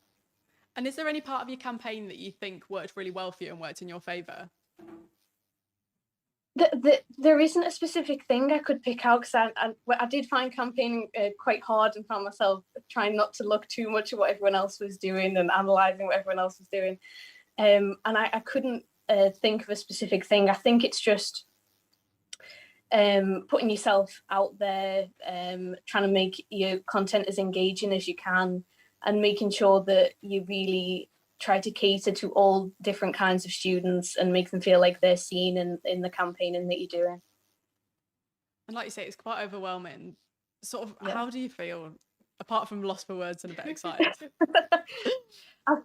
I feel really humbled and grateful that so many people obviously liked the policies that I was putting forward, and think that I'm someone who would make a good postgraduate officer. I think it's a big responsibility to be that representative for postgraduate students and students in general. And I'm just really grateful and humbled that so many people supported me, and hopefully I can do them all proud. No, definitely. Kind of thinking about all that support that you got, and your name came up on quite a few endorsements, etc.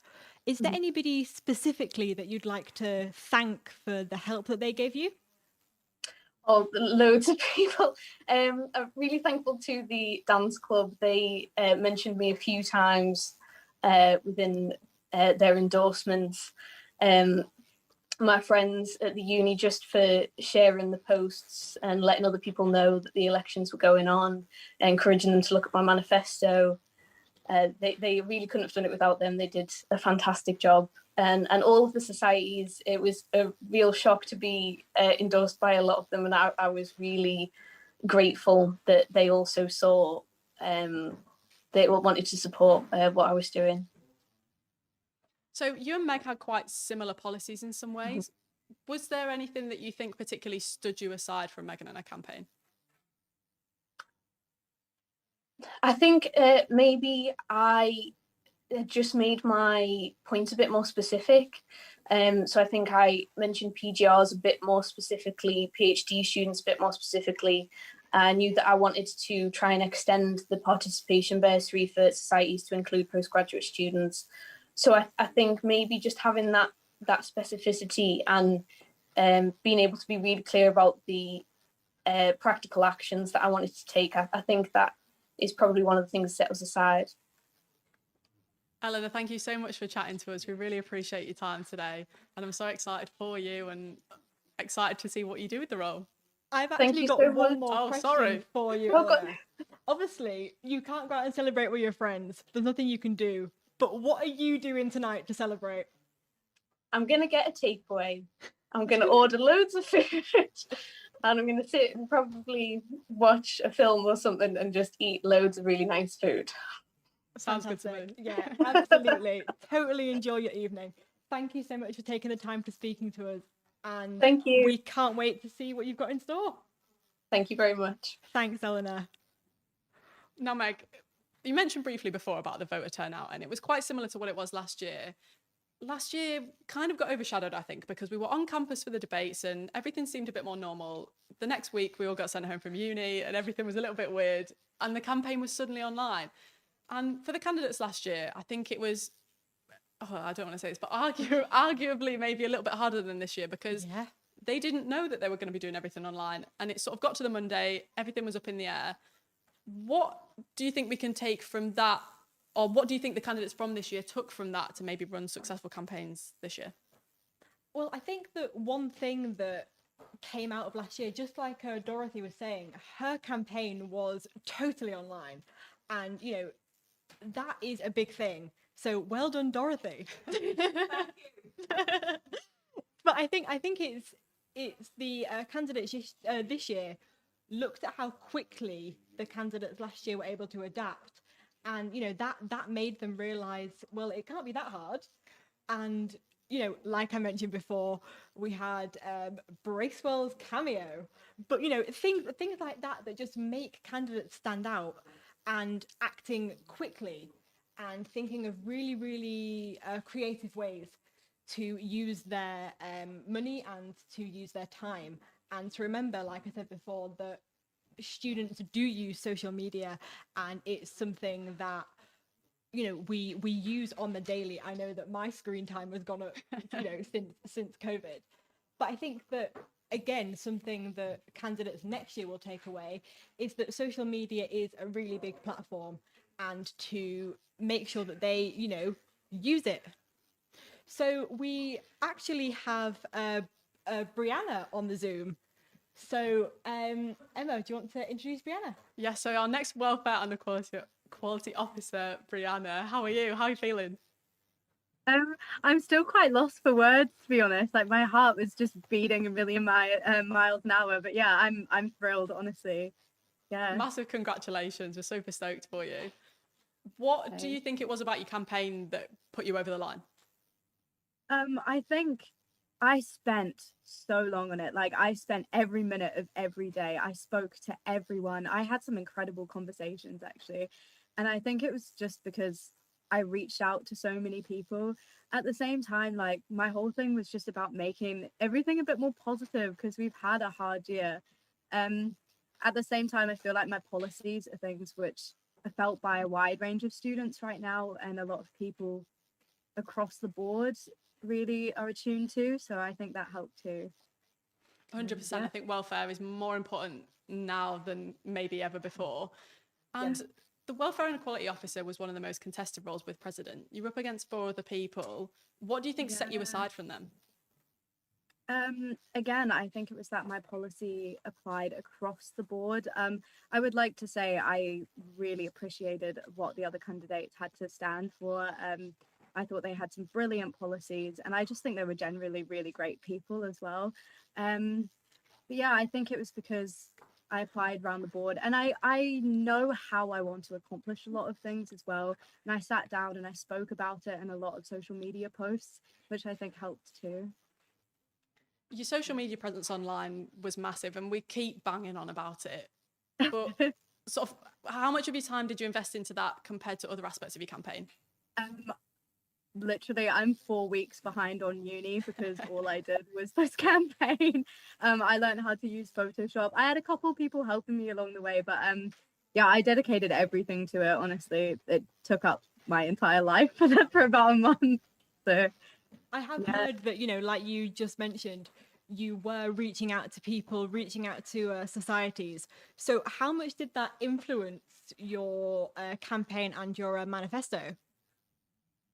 Did a lot. Not only I wasn't just reaching out and saying like, hi, my name is Brie. I was reaching out and having long conversations with people, and I think that really helped because I firstly learned so much about the student experience. I got to speak to people that I would never usually speak to, and it was really helpful for me to learn. But I also think people could see how much I genuinely cared and genuinely want to listen to everyone and create a space for everyone. So yeah, I think it's really nice to see, and massive congratulations on your success, and thank you for having a little bit of a chat with us tonight as well. We really appreciate your time.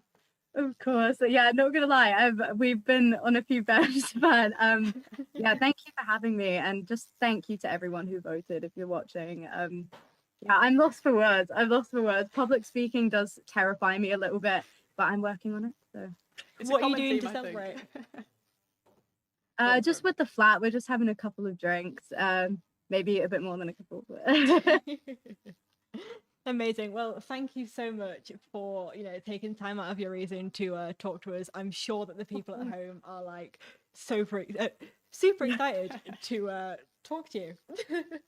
Yeah, again, just thank you. Like the one thing I want to say about my campaign is that the amount of support and just sheer kindness from people that I didn't even know, like it was overwhelming. It was really overwhelming. Like I teared up one night because it was just crazy. It was crazy. People are so lovely, and it's been a really amazing experience. So yeah.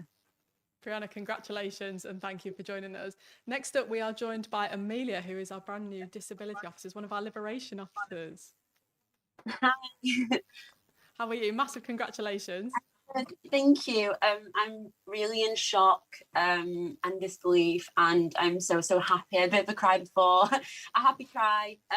But yeah, I'm so thankful. And I'd just like to give thanks to all the societies. And yeah, it's been an absolutely amazing experience, especially as a first year. Amelia, I think one thing that stood out for me this year is that the Liberation officers seem to have had a lot more of a voice on social media and sort of a lot more interaction with voters. Would you agree with that? I would completely agree with that. I think definitely campaigning on social media gave me a voice that I wouldn't have otherwise had. And I think that it's really it's made the whole election process more accessible to people like me who struggle with kind of getting in front of people and speaking. I can instead pour my creativity into posting and into promoting my campaign. It's been a lovely experience online, and yeah, fabulous. Just like all the other candidates, you've done such a great job using social media platforms, etc. Is there any advice that you would give to somebody who plans to run for any role next year, I guess, with campaign tips, etc.? I would just say social media is a massive thing, and if you have a platform, use it. And even if you don't, make sure that you create a page. Or I saw a lot of the other roles creating like specific pages. I used my own personal Instagram page, and it was honestly hard because I couldn't kind of separate my personal life from the campaign, and I felt kind of engulfed in it sometimes. So I'd maybe say to anyone who's running, make sure you set up a separate page so you can just have a bit of a break. But I think just as long as you're passionate, I think that will show through your campaign. And I think, as long as you really, really want that position, I think everyone is more than capable, anyone's more than capable of campaigning. I mean, I did it in a pandemic, which is just insane to think about. I couldn't agree more, Amelia. A lot can be said for passion and hard work. What are you most excited to do with your platform now?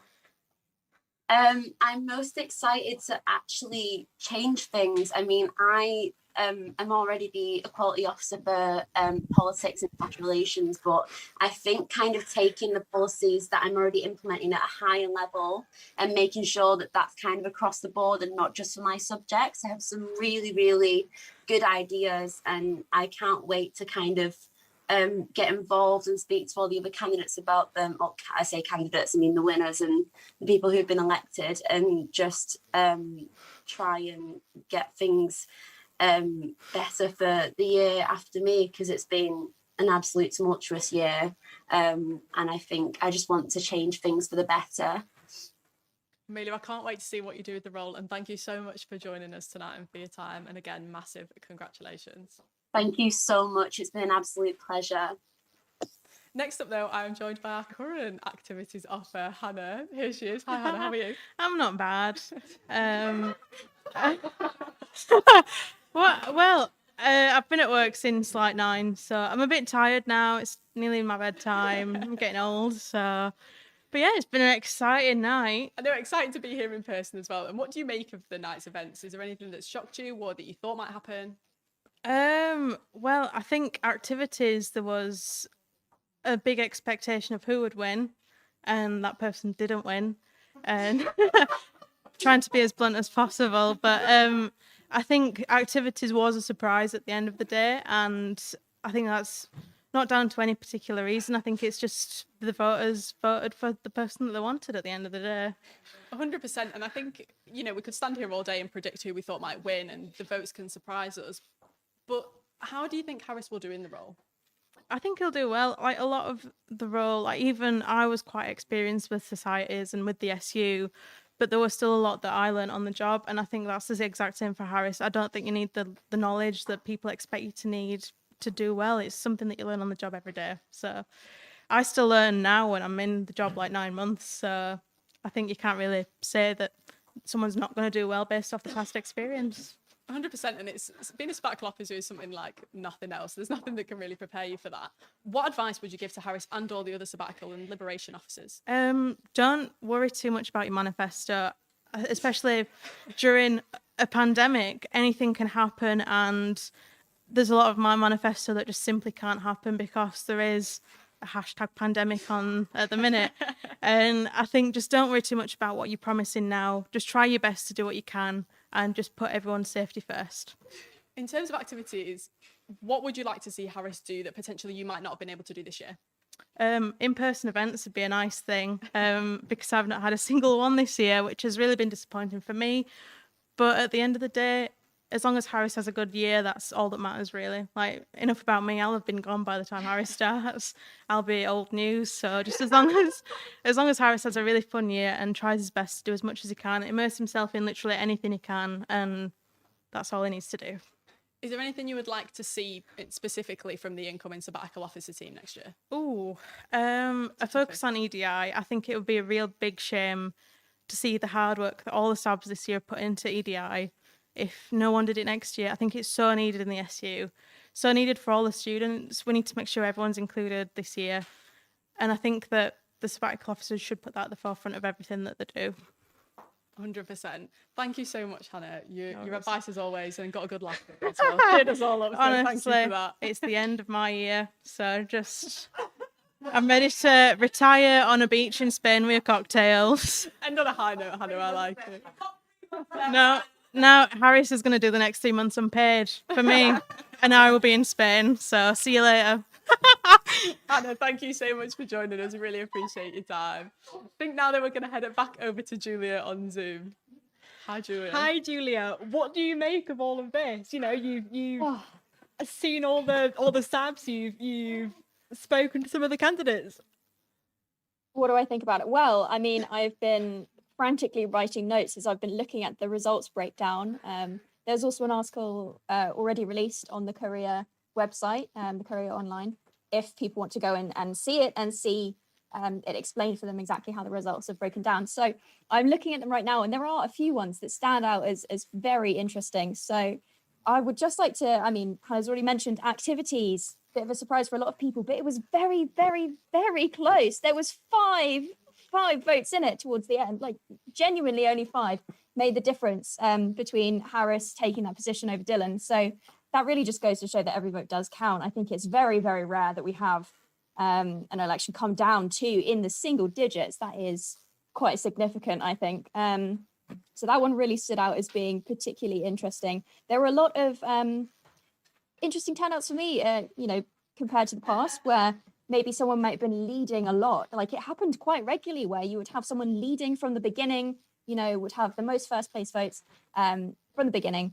But then they got knocked out later on. And I will have to say that this didn't happen so much this year. So we see this with welfare from the beginning. Brianna was leading, and that just continued onwards. Same thing, President, Abby was leading right from the beginning. And then, you know, with Callum being knocked out first, and then Christopher Winter being knocked out later, then it was down to Thomas Bracewell, Hisnain Saheed, and also Abby. And then there was a significant difference. Abby had nearly double the votes of well, more than double for one of the other candidates towards the end. So really quite a significant lead there from the beginning to the very end. And when you look at the Courier one, that's also, there's a little bit more contention in there. So the Courier was a lot closer. George was leading from the beginning, 842. Tom and Dom a bit more similar. And then as Tom got knocked out, then his votes went more towards George. And then it ended up being, you know, just under 100 votes in it, really. So this is what happens when you have, you know, around 3,000 votes. Like, every single vote counts. So I think if I had a message to pass on, then that would be the case, that really every individual vote, it does contribute. So yeah, again, with education, you see Olivia leading from the beginning, and continuing on. She was elected in stage 2, elected very early on. So in previous years, you see people getting knocked out and being elected quite late in like stage 3 or stage 4. This year's elections, a lot of people were immediately elected from the beginning round or from stage 2, because there was such a significant lead, or there were fewer candidates. So yeah, every vote counts, and this year has been definitely very interesting in terms of results. Julia, I wondered if you had any opinion on the athletics union officer between Fergus and Tom. It's not something we've spoken a lot about tonight, so I wondered if you had any opinions on that. Well, I will just pull up the results. Putting you on the spot there, sorry. That was, It's I didn't interesting, quite though, get because- to scribbling that down just before you came to me, but I did have a look at it. So I will just pull that up right now. It's interesting though, because I think that's maybe potentially where a lot of the clubs and societies come into it, you know, with the athletics union, and potentially less so this year with less sports happening.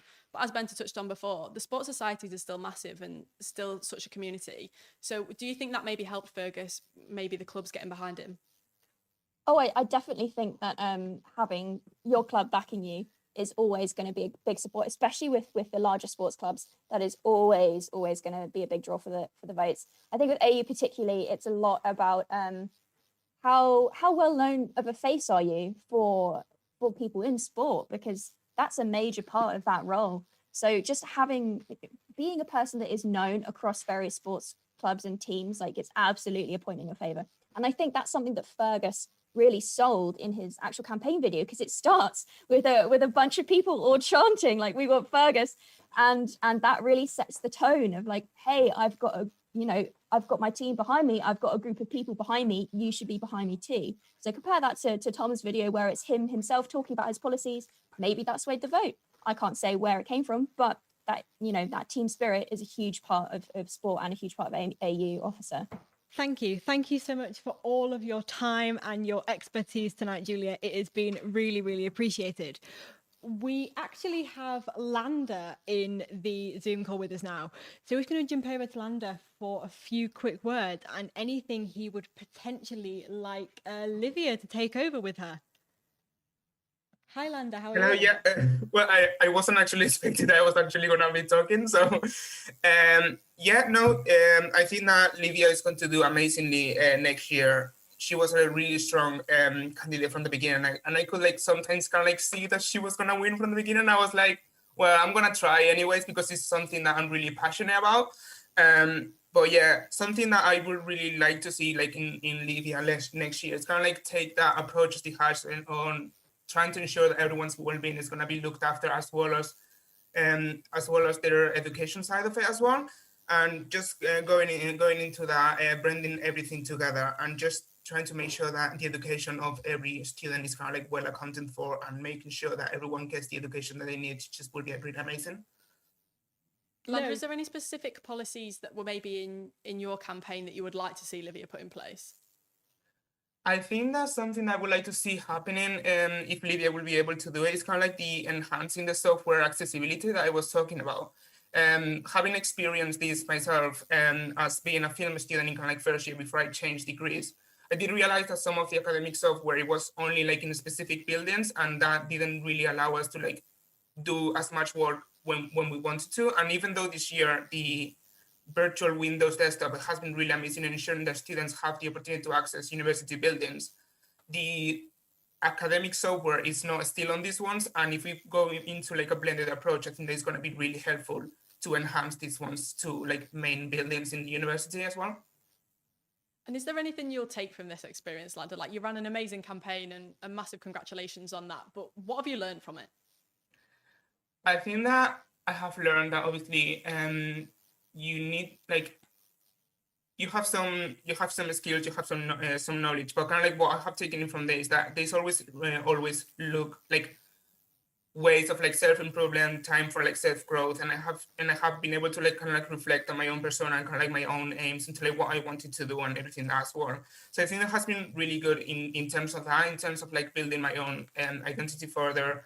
Trying to take a step back, seeing what was actually happening in the university and how I wanted to implement things to change it for the better. So yeah, I would kind of say that.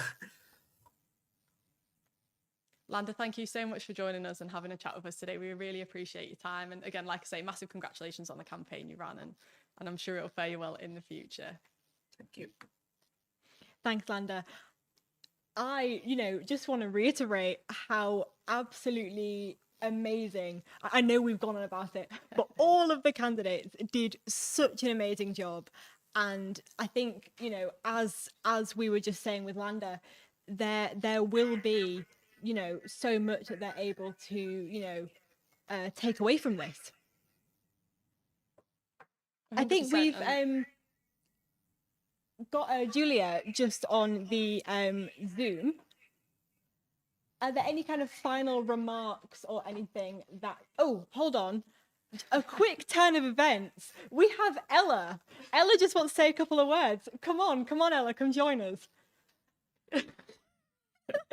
I didn't mean to, like, I was just there being like, am I coming on? I didn't know. Yeah, well, you. I yeah. can't hear Julia, so I don't know if she wanted to say anything. But I could see with her facial expression. Yeah, I just wanted to say thanks very much again for NUTV for live streaming this whole thing, and for all of student media for putting together amazing coverage. Yeah, I don't know if you had any questions or anything. Or not. What are your thoughts on George and changing the name of your role?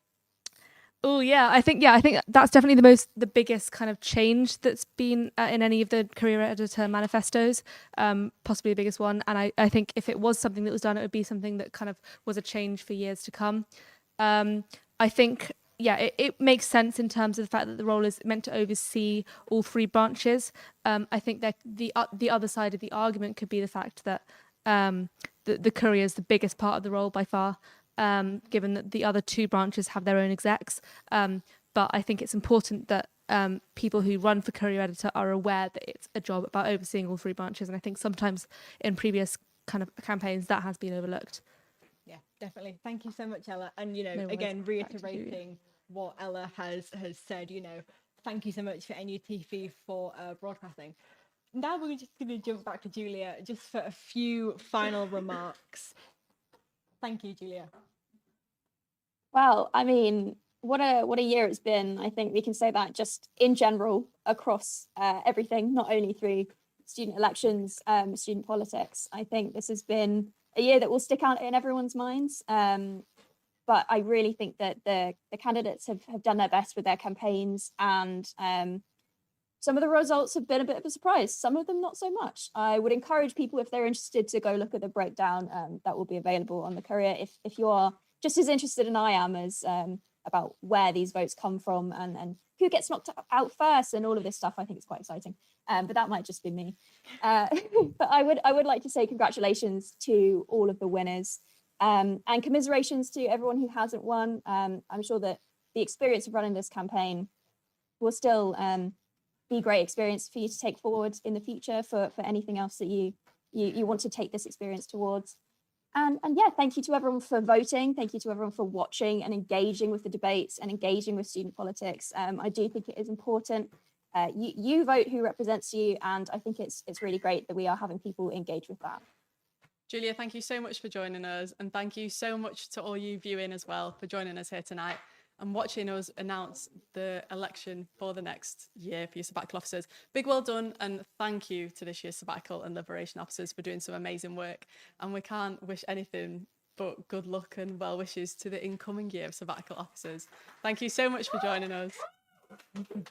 Well done, everyone. And thank you, Emma. And you.